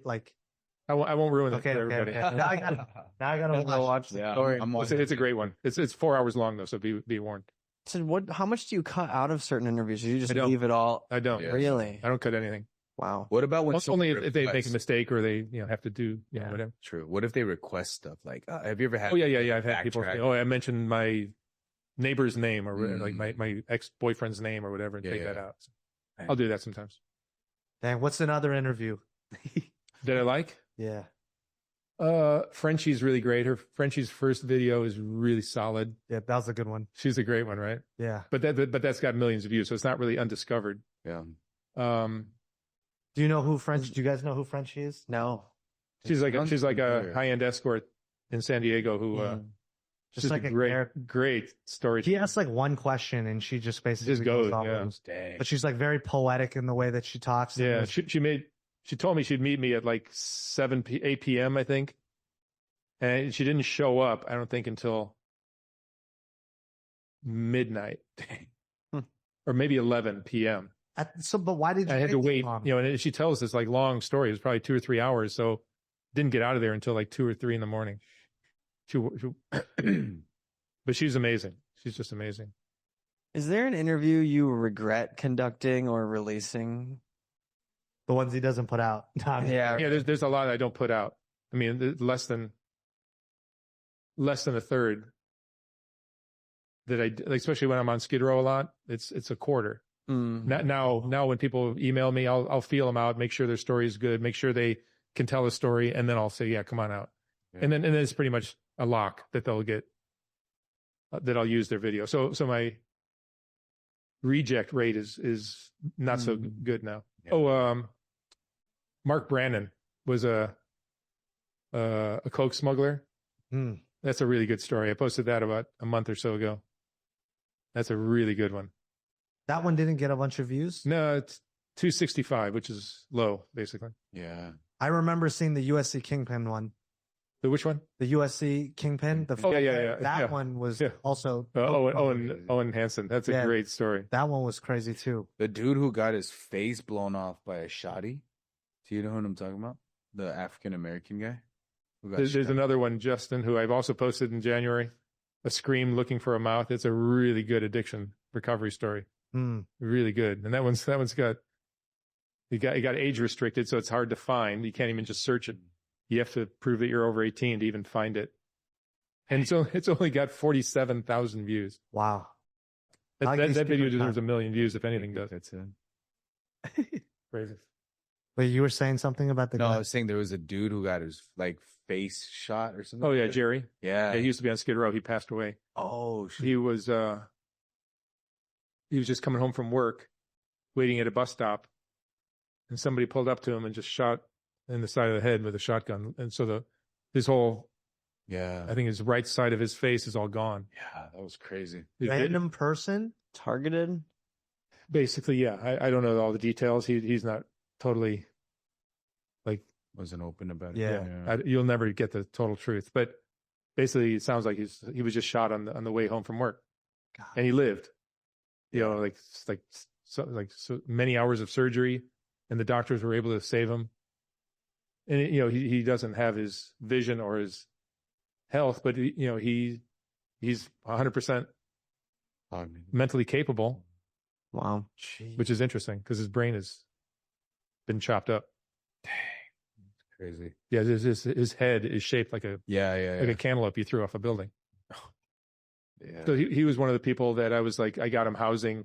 I was paying for a lot of his everything, food. I had people come in and clean his apartment and do all that kind of stuff. Wow. I don't like to talk about that because then it looks like, oh, Mark's trying to be an angel or something. Yeah. I would rather be seen as the devil, even though I know I'm doing good things, than just start presenting myself as if I'm this saint that's doing all this good stuff. True. Because it changes what I'm trying to do. What do you mean it changes things? Like when I do the best example is when I do an interview of a 13-year-old prostitute, I'm trying to horrify you into being a good parent. That's what I'm trying to do. Because if you're not around to be in your daughter's life, that kind of can happen. But if my videos start being about how, I'm helping the 13-year-old girl get a hotel room for the week or keeping her off the streets or doing that's not my goal. That's not my goal. I would rather prevent this kind of from happening than trying to fix what's already happened. And the way to prevent it is to show you how things will work out if you skip out on your family. I have a question that kind of switches gears. This might be a better interview. Yeah. It's getting better as we do it. Well, I was going to ask, so you said that you had really no faith or you really weren't religious, but then at the beginning of the interview, you said that kind of changed for you recently. Curious what maybe you meant by that. Don't corner me on that because I'll buck hard. Yeah. Like I grew up in a family that, especially my dad, who just was really down on organized religion, and I have adopted that attitude. But I do recognize that there's some great teachings in what Jesus did or what these people stand for. So I'm not gonna diss it and say like that's a bunch of. It's not. It's total. It's how I live my life. Mm-hmm. It's how I try to live my life. But I'm not a joiner. I don't like being, oh yeah, let's all go to church this morning. Yeah. Go team, all that. I don't do that. I'm a lone wolf. I like to do things my own way. Mm-hmm. And I like to learn on my own and do things as an individual, not as a group. Yeah. But I'm not going to say I'm a fan of organized religion, but I am a fan of the teachings with what you're doing. Yeah. 100%. I love that. Real. Mark's real, man. I'm not a joiner. Yeah. Of anything. I respect it. It's just interesting because your philosophy is very like about your page is very not religious, but you're very passionate about it, and it has a lot of really positive undertones, even though you don't want to be looked at positively or like you're kind of glazing yourself. Well, I could do a lot of things differently, and as an outsider looking at what I'm doing, I could certainly do things what people would say a lot smarter than what I'm doing. Like you'll never hear me say, and don't forget to hit the subscribe button, and hit the like button, and don't forget to hit the notifications thing because you won't know that like only 0.6% of my videos are viewed because of notifications. I got 7 million subscribers, but only 0.6 of those 7 million are being notified. Wow. Mm-hmm. 0.6. Dang. And that's because I don't promote. I don't sit there and do a spiel about don't forget to subscribe and don't forget to hit the like button. Don't forget to hit notifications. Don't forget to suck my. I don't do any of that stuff. So all I want to do is make videos. All I want to do is just make videos, and if you like them, watch them. If you don't. I feel like I feel like you have this like firm spirit of rebellion. Like, where does that come from? Like, it feels like I just see that there's a lot of in the world. Yeah. And when people do that kind of stuff, it just smells of me. Yeah. And I hate Facts. I hate when people are like false, and they're playing these games, and they do these like little clips at the beginning, trying to tease you into watching the entire video. I try not to do that. I'll do that once in a while if it's tasteful, but sometimes people will do like multiple things. So you're like suckered into watching the whole video. It's like, if your video is good, then make it good and people will watch. And if it isn't, then don't. But to do that kind of stuff and lure people in, and it's to me, it's distasteful. That makes sense why he doesn't like organized religion. I feel like low key, it's super like performative in a lot of ways too. Yeah. And Right. Reverend Ainsley was the epitome of that. And that's why I just love exposing his. Yeah. So it's not like people think like I get like down votes or whatever on some of my videos because people don't approve of the person. That's the whole point. Yeah. I'm showing you the soft white underbelly of society. I'm showing you the ups or the ne'er-do-wells or the con artists. Mm-hmm. Reverend Ainsley was the epitome of a con artist. And I love that. That's exactly who I want to interview. Not every day. I also want to interview a Catholic nun. Yeah. She's not full of shit. She's just doing good deeds. And I just find that mix of all these different things that exist. That's interesting. Right. Interesting. And it's an interview. You're not showing their story. So really the authenticity you're showing is in the person, not what they're saying. Not you're approving of anything. Totally. You're not like once you interview, I interviewed a whole bunch of pedophiles down in St. Petersburg, Florida, on that same trip with when I did the interview with Danny. He was talking about it in his interview. But I interviewed this one guy, an older guy who's probably 70 something, maybe 80. He had intercourse with his young daughter when he was younger and her best friend. And I did that whole interview just talking to him like I'm talking with you. I'm not judging you. I'm not saying the Green Bay Packers suck, even though they do suck. Chicago. I'm a Bears fan. From Chicago. I'm a Bears fan. You're evil. No, but I don't judge anything he's telling me or doing. I just kind of like let him tell his story, and I accept it. I'm like, when he says I'll even say things to kind of lure him to speak more, to be more open. So like I think I used the word, like, so when you seduce your daughter, yes, that's an inappropriate term, and I get crucified for it, you guys, because all I'm trying to do is get him to speak so we can learn about him, to figure out what he's about, how he's wired, maybe how he got this way. He says he was molested as a kid too. I'm just trying to get us to learn. And sometimes I have to take the hit as the bad guy. Yeah. Like when I'm interviewing the trophy, who's a 13-year-old prostitute, I'm not her trick. I'm not her pimp.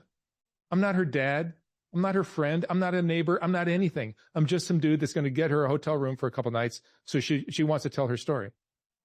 Right. And her mom's not going to be, willing to help her. She's just going to say, yeah, interview my daughter. And that's that, but that's the extent of my connection with her. You know, I'm not a good guy or a bad guy. I'm just the messenger. You're not showcasing their story. You're showcasing the reality, the authenticity. I just want to tell you what's going on. And for that reason, and the honest truth is, people watch my videos, they get upset by what they see, and there's no one to blame. So they have to vilify the messenger. They don't get it. Well, that's why your page is kind of like the anti-hero of media, because it shows a good message through the worst, most damning, shocking, scary things. But in the root of it, you have a good message. But that's going to be realer than any reality TV show you could watch, with a positive 100%. Message about love and trust. And no, it's like the realist is coming from the darkest part of the world. So it's really interesting in that sense. I mean, honestly, a lot of people have came to me and was like, dude, I saw Soft White Underbelly and I changed because of you. Like, what you went through is like, I don't know how to like articulate that, but that's what it was. And so the fact that, Mark did that that's fire, man. It's crazy, man. I like pissing people off sometimes. It's fun, for sure. I feel like you have way more fans than you do have haters. And mostly it's like, the people that are commenting is such a small minority. We meet way more people. Like sometimes, like you said, we'll read comments, be upset, but we'll go out and there's so many people that come up to him being like, you've changed my life. I watch your stuff. You've helped me so much, whatever it is. So I'm sure you experience the same thing. Well, I like pimp wisdom sometimes. And I have this one pimp friend who has insights into things. And he said to me that your biggest haters are actually your biggest fans. And if they ever met you, they would flip, and what they're lacking is any connection to you or any, they don't know you. They'll never meet you. They know that. And they're just pissed that they're envious and pissed off. But if they ever met you and you were nice to them, which you always are, they would flip in a second. So true. So true. Do people recognize your voice ever? I feel like you can't even order a sandwich. I've had people say that. Really? Yeah, I've had people say that. Like, I'll be on the phone or I'll be like in person, and they'll be like, I've had scenarios. I can imagine you walking kind of low key. I'm not on camera a lot, so right. I try not to be recognized, but you can stay undercover for the most part until you're like, I'll get the steak, and they're like, wait, are you Mark? Yeah, sometimes that happens. That's funny. It's funny. What's your favorite part about Soft White Underbelly? So you've kind of explained you love finding these stories, telling these stories. You also help people a lot behind the scenes.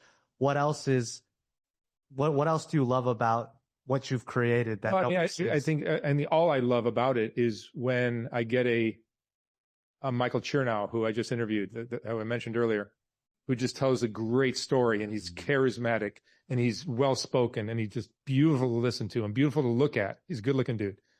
And he tells this heartbreaking story, and he's intense about it. Love that. Just love it. And that's all I need to do. Right? What I do. Just that. I don't need anything else.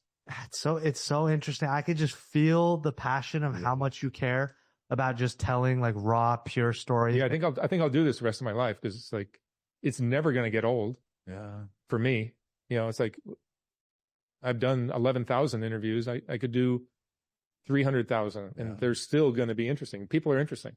Yeah. I think you're one of the GO interviews of the generation. Like, you go down in history as one of the best. It's a good time capsule. Yeah. It's a really good time capsule. Like in 100 years, they'll look at this and be like, oh, look at, who was this guy? It'll be more interesting then.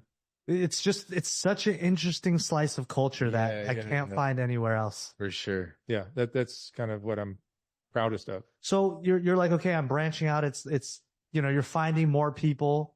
Where's your interest now in terms? You said the nun, you said the reverend, but you like what are other things coming to your mind where you're like? Well, I'm about to take a road trip with my girlfriend from LA to probably maybe Vegas, and then Arizona, then New Mexico, then Texas, probably southern Texas, because I have somebody down there. Louisiana, Mississippi, Alabama, Florida, and then from there we'll see. Wow. We'll either kill each other or we'll drive back. What's kind of interesting though is like, are famous people not trying to get on your show and like? He doesn't like to do famous people. Okay. What about like a dirty? Like, I mean, you've done like, like what about like if Donald Trump wanted to come on and tell a story? I initially, like O.J. Simpson contacted me early on when he was in prison. No way. And he wanted to do an interview with me, and I turned him down because I just thought it was too, like it would have, like I had this low key, just I loved what I was doing, and there were no famous people, and I loved that. To do an O.J. would have been like it would have blown up, and it would have just changed my whole channel and taken it off target, off track. So I turned him down. Same thing with Robert Blake, who also murdered his wife, I think. But Allegedly. But now I would do it. Now I would handle it very differently. Like famous people now, I would totally do. That's crazy. And no one's hitting you up. There's got to be some interesting people that are trying. I've had a few mildly, like Who's somebody where you're like Chuck Palahniuk, who wrote Fight Club. Oh, cool. I interviewed him recently. Some musicians have done it. It's like who's a famous person you'd want on right now? You're like, if I could get blank on Mike Ness from Social Distortion would be a great story. Okay. I think Mickey Rourke would be great. Oh gosh, that would be a great story. You could pull the Uno reverse on Joe Rogan. Make him come on. Yeah.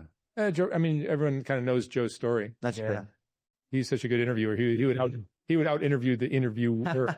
Yeah. He's too big a personality.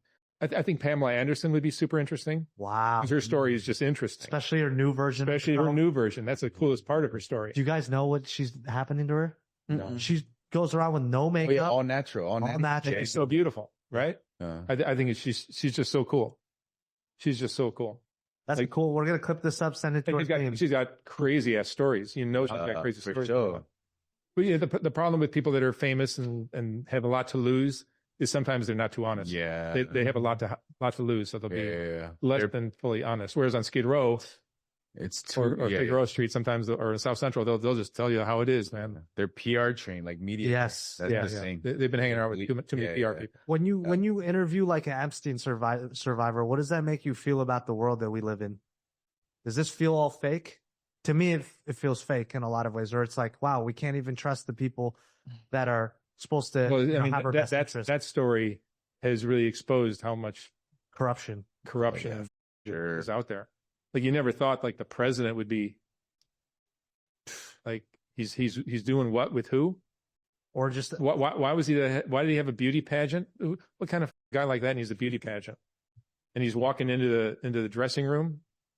Like, dude, you don't ever walk into a female dressing room. Yeah, facts. No matter who you are. If you have a penis, you don't ever even touch the doorknob. And he's walking in and like, who the does that?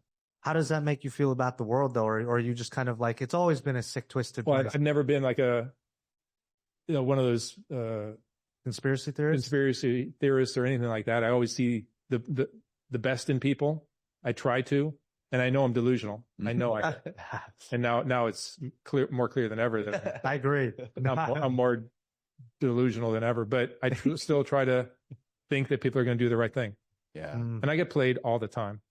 Dang. I get suckered and played all the time by these people. But that's how I go through life. How do you see the world? I think like I see it more from a biblical standpoint. There was two parts, right? Before I was saved, I was more like, everybody's out to get me and like I gotta be on my own, and then very negative and pessimistic. I think now it's more like compassionate, like dang, a lot of people they can't step out of that mindset of like just hustling people, that there's actually people out there who really love on people and want to help you, but you just like get up for yourself, so yeah, I that's kind of my view. Yeah. And then in terms of just the leadership, yeah, it's crazy, bro. Like Epstein files, things like that coming out.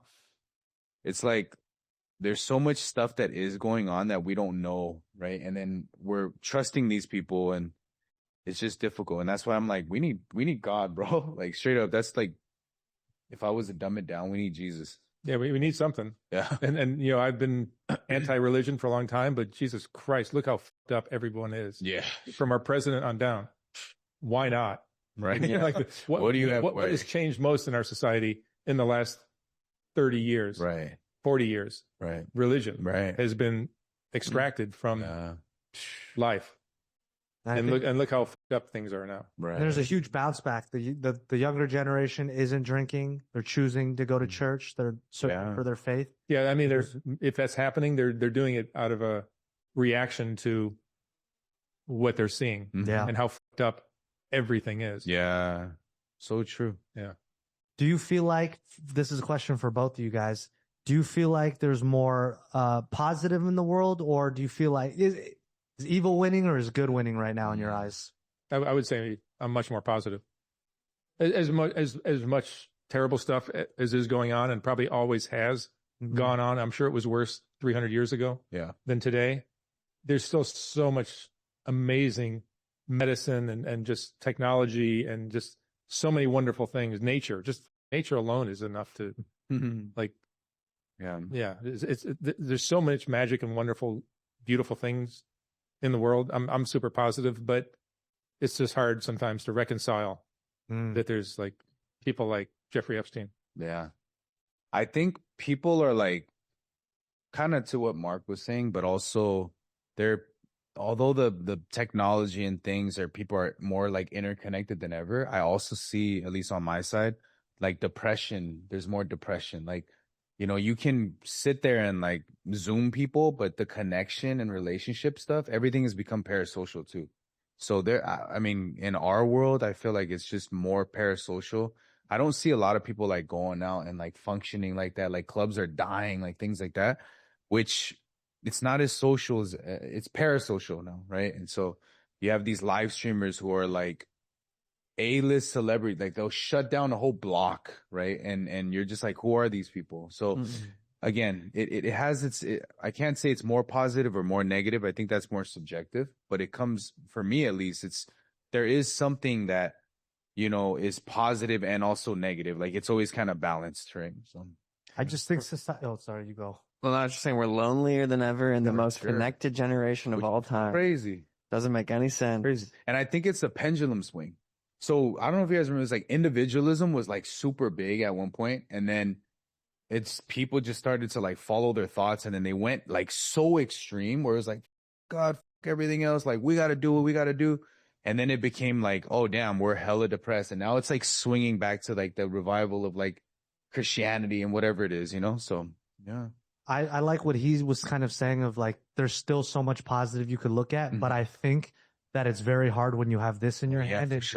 And it's just negative thing after negative thing. It's Epstein, it's Venezuela, it's the wars. It's also what you're looking at. Of course.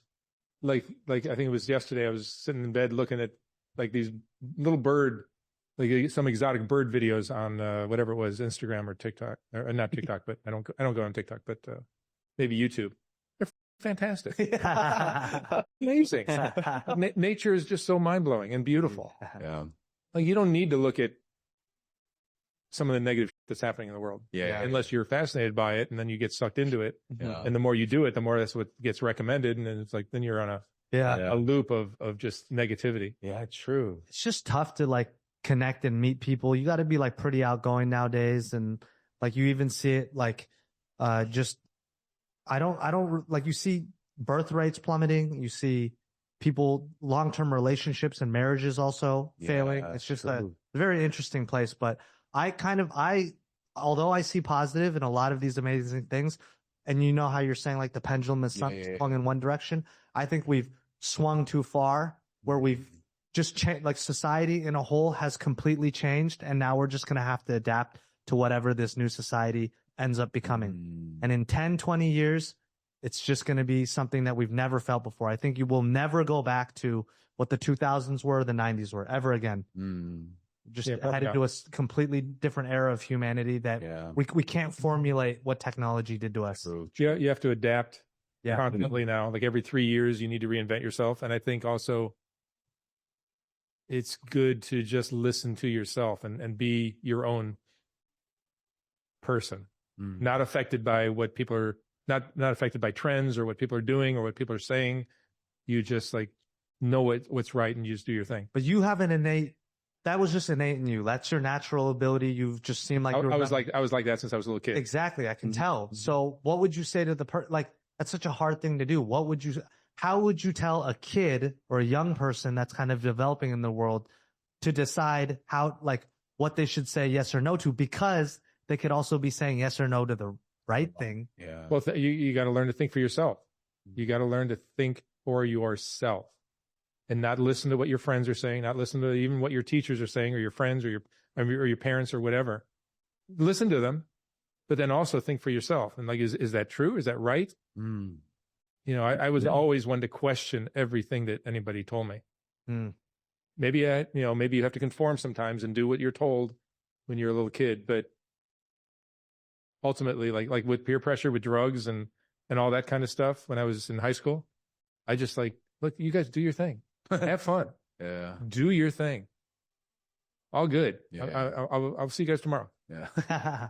And I just avoided it completely, 100%. And I don't regret that at all, because my career advanced beautifully, and I became really good at what I did while they were working construction jobs or doing whatever. I don't know what they did. What would your advice be? I mean, definitely deep thinking is important. Like not only thinking for yourself, but thinking deeply. Because some people overthink, right? There's like this thing where they get the analysis paralysis.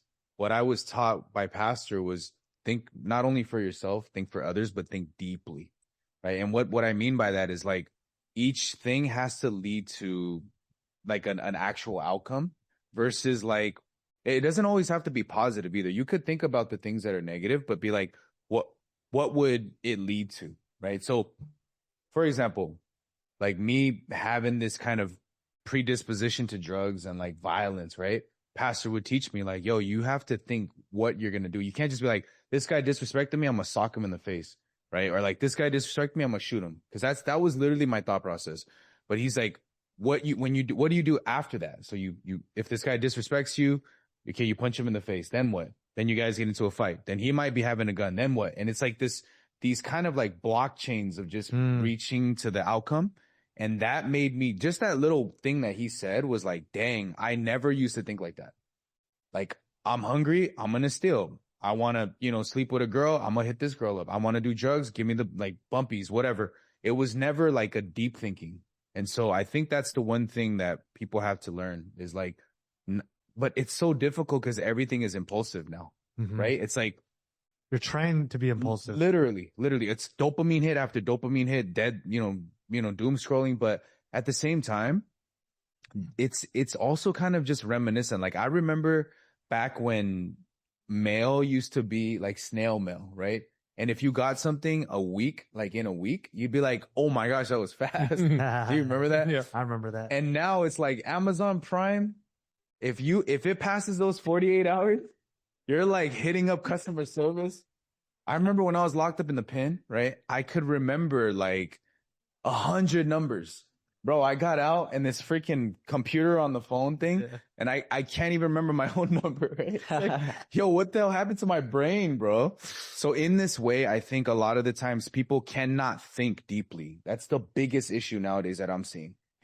I'll be telling a story and they're like, I'm talking 30 seconds. I get to the point. I'm like, what do you mean get to the point, bro? I'm barely even like unraveling. You have to say a hook first. Right. Why would you say a hook? I have to like play Subway Surfers, like you know what I mean? It's like to get people's attention. It's crazy. But I've noticed that people their attention spans are gone. People aren't reading books anymore. They're just not able to think deeply. ChatGPT is rampant, right? It's just crazy. So, yeah. You know what helped me? And I don't know if I was attracted to chess as a kid or because I was on the chess team in grade school. See, deep thinking. It teaches you Yep. how this move you make today will have repercussions later down the road. It's not just going to be like, what if I do this today, that's going to happen tomorrow. It's like, if I do this today, that person's going to do this, which is going to make that person do that. And then these people will see it this way. And there's 7 steps that are going to happen because of what you do right now. And so you end up taking much more responsibility for every move you make. 100%. Everything you do has repercussions. And if you don't realize that, you're going to make these stupid moves and don't realize how that's going to affect you when you're older, down the road. Like everything has repercussions. And if you understand that, you'll do everything much more you'll think a lot more before you act. Do you have siblings? I have a sister who's 5 years older. She's a dentist. And okay, I was like, is she anything like you? No, she's super, super intelligent. Probably maybe the most intelligent person I know. Super, super bright and very kind of practical and pragmatic and like my favorite kind of person. Yeah, I love my sister. But she's not like I'm a little more of a risk taker. Yeah. She's very conservative. Yeah. I'm a little bit odd. What are your parents like? Because you mentioned the religion thing that they kind of forced some discipline on you. My dad was just a hardworking dude. My mom was the artist, and that's where I get that from. Okay. So my mom had this creativity and aesthetic thing, and was always impeccably dressed and always presented herself beautifully every single day. And it was just beautiful to be around that. And the way she loved me was so amazing. Just I can never lose track of that in my head. And it's like I just feel like I'm really lucky because I had a really good male role model in my life and a really good example of what a woman should be. Can you kind of verbalize what those things were? Because what you talked about is like parenting is so important for this generation to make sure your kids don't end up in a lot of these situations. Yeah. So when you describe what was so amazing about your mother, what were the tangible things that she did for you, or what do you remember? I mean, she did a lot of things. She was a great cook and she was a great homemaker and all that, but she also became a model late in life and was like, she didn't just become a model. She was like super successful. Wow. For an older model in Chicago. And she wasn't in New York City. She was in Chicago. So it's a smaller market. Yeah. But she was just really respected and really loved by a lot of people. Yeah. She was on Oprah's show a lot. She did a lot of stuff. Oh. But it was more, the thing that really impacted me the most was that she, like I think I said this on Danny's video interview with me.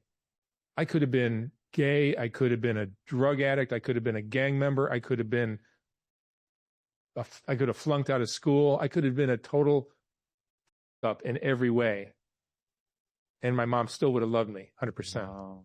And because you know that they love you like that, you want to honor that. And you don't want to disappoint them. So you work really hard to make sure that they're proud of you. Were they able to see what you built? Oh yeah. Wow. Yeah. I remember. I mean, like sometimes parents are just the way parents are. My mom was always proud of me from the get-go, from a little kid. She was always proud of me. So it wasn't like I had to do anything to get her love or get any kind of response from her. But my dad was very like, if you're not successful, like, yeah, what the yeah. So at one point with my advertising career, I was just making money. Just couldn't stop it. It was just like, I wouldn't even go to the Bank of America, which was just right around the corner from my studio, to deposit the checks until they were over 100,000, because it was like, I just didn't have time for it. Yeah. And I would literally run to the bank and deposit the money and run back because I was so busy. I want that problem. I was that busy. And I remember at one point I had you go to the ATM machine and I had over $1 million in the ATM in it's a little checking account. Even the bank teller would be like, why do you have this kind of money in a, I had other money too. I had, investments and things like that. But in my checking account, it just accumulated and accumulated. And I had $1 million. And I mailed my dad the ATM slip. Yeah. That had over $1 million. And he just passed away a couple months ago, but he would talk about that all the time. Dang. Yeah, made him proud. Yeah, that's a very interesting through line. It's like unconditional love seems to be the thing that.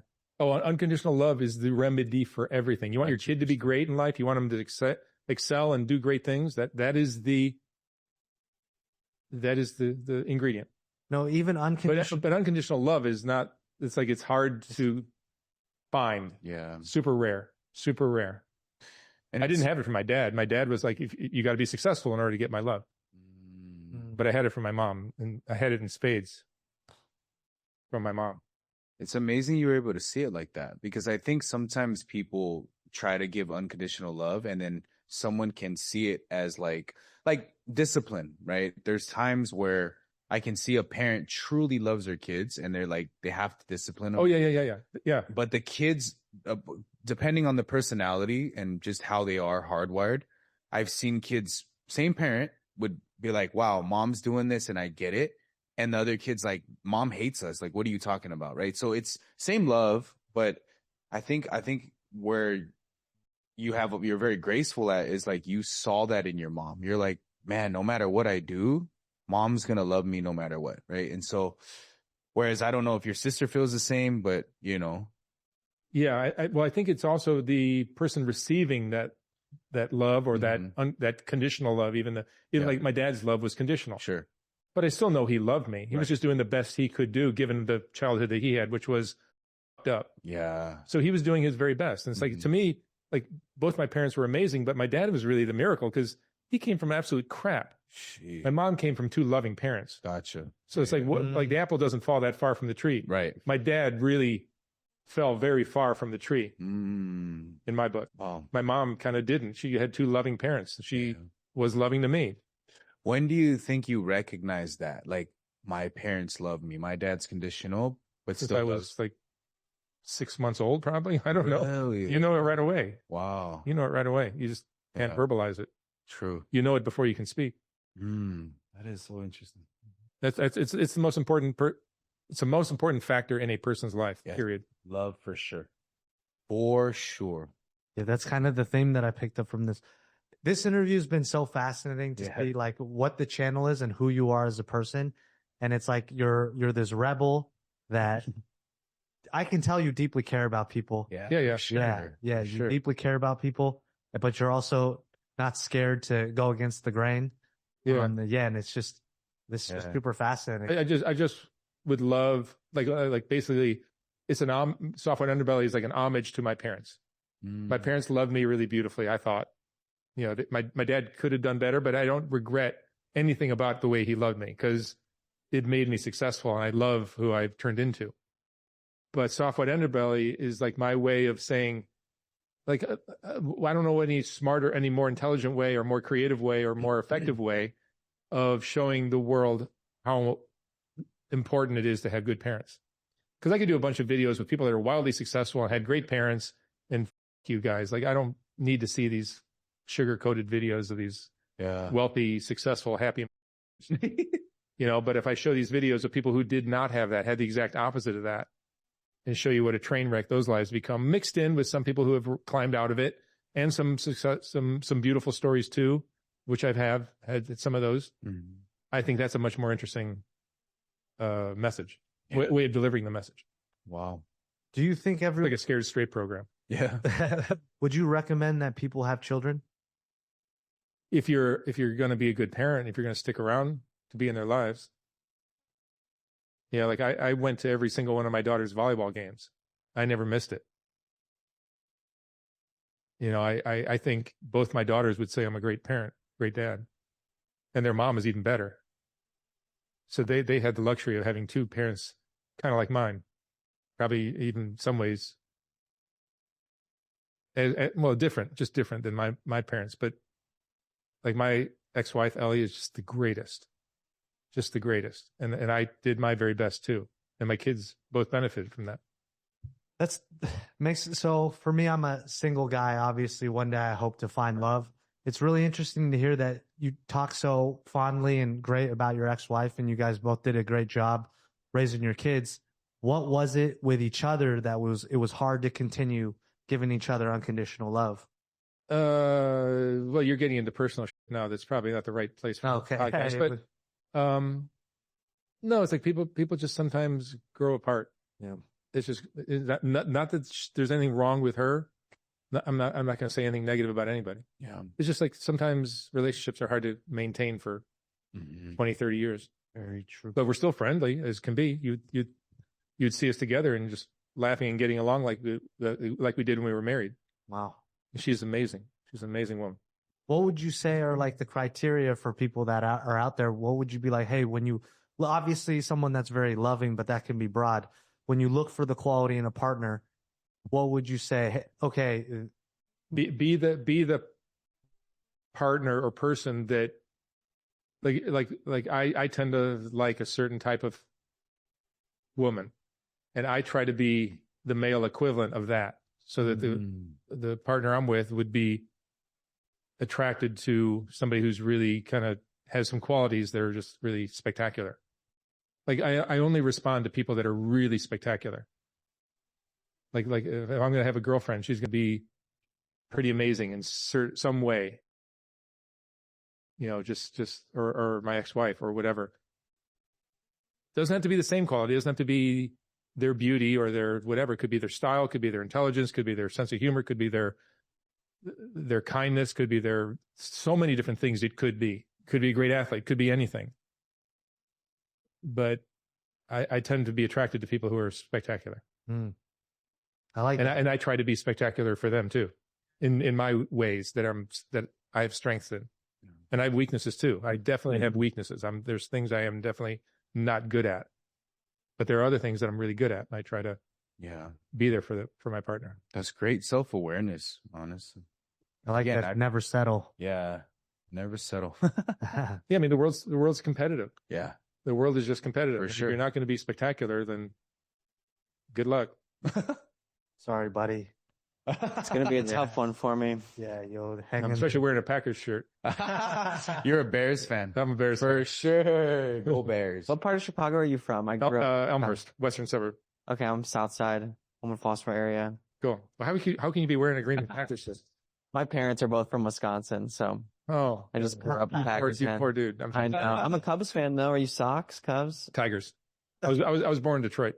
Oh, okay. I lived in Detroit until the Tigers won the World Series.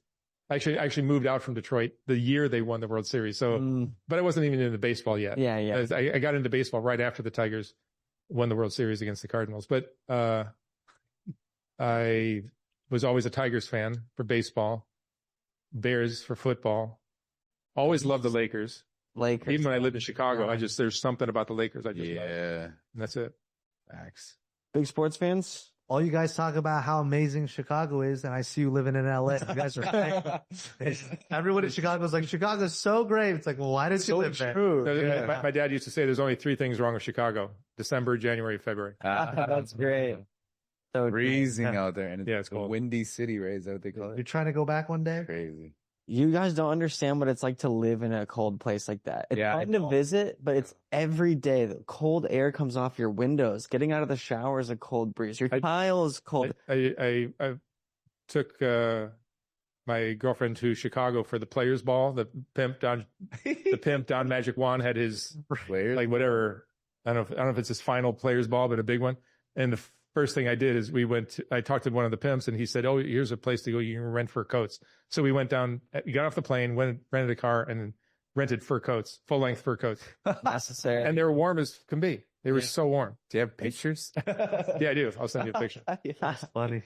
Well, I ran out of questions. This was so good. Yeah, I learned so much. Do you guys have anything you want to? No, I'm just appreciative of you, Mark. You know, I've shared this so much. Yeah, it's a mutual admiration. Appreciative of you too because of this, right? He's changed my life, you know? And your channel has been, it's just such all the stories, anytime I find a video, it's passed into my friends. Cool. Yeah. It's incredible. Thank you so much. Do you want to share this book? What's here on the table? I don't like hawking things. Oh, okay. So I have a couple books of portraits and quotes. And go to softwhiteunderbelly.org and you can see them. But I'm not. I don't like. I don't like being a salesman. And you're gonna say, okay, don't subscribe to my to channel. Don't hit notifications and don't hit the like button. Don't leave a comment. Don't share with your friends. Don't do anything. Don't even watch my videos. Don't even watch my videos. That's as metal as it gets, and that's the end. Block this channel. Yeah. Don't do it. Don't do it. That's it. Yeah. Well, thank you. Right. Thank you Cool. for coming Thank on. you, Mark. Thanks, you guys. Appreciate Thank you, bro. Johnny. Thank you. Yeah. You're amazing. You too. Thanks, man. Yeah. Let's Like, comment, and subscribe. We do say all that. So share with a friend. We are not Mark. Yeah. We are hard white underbelly. Yeah.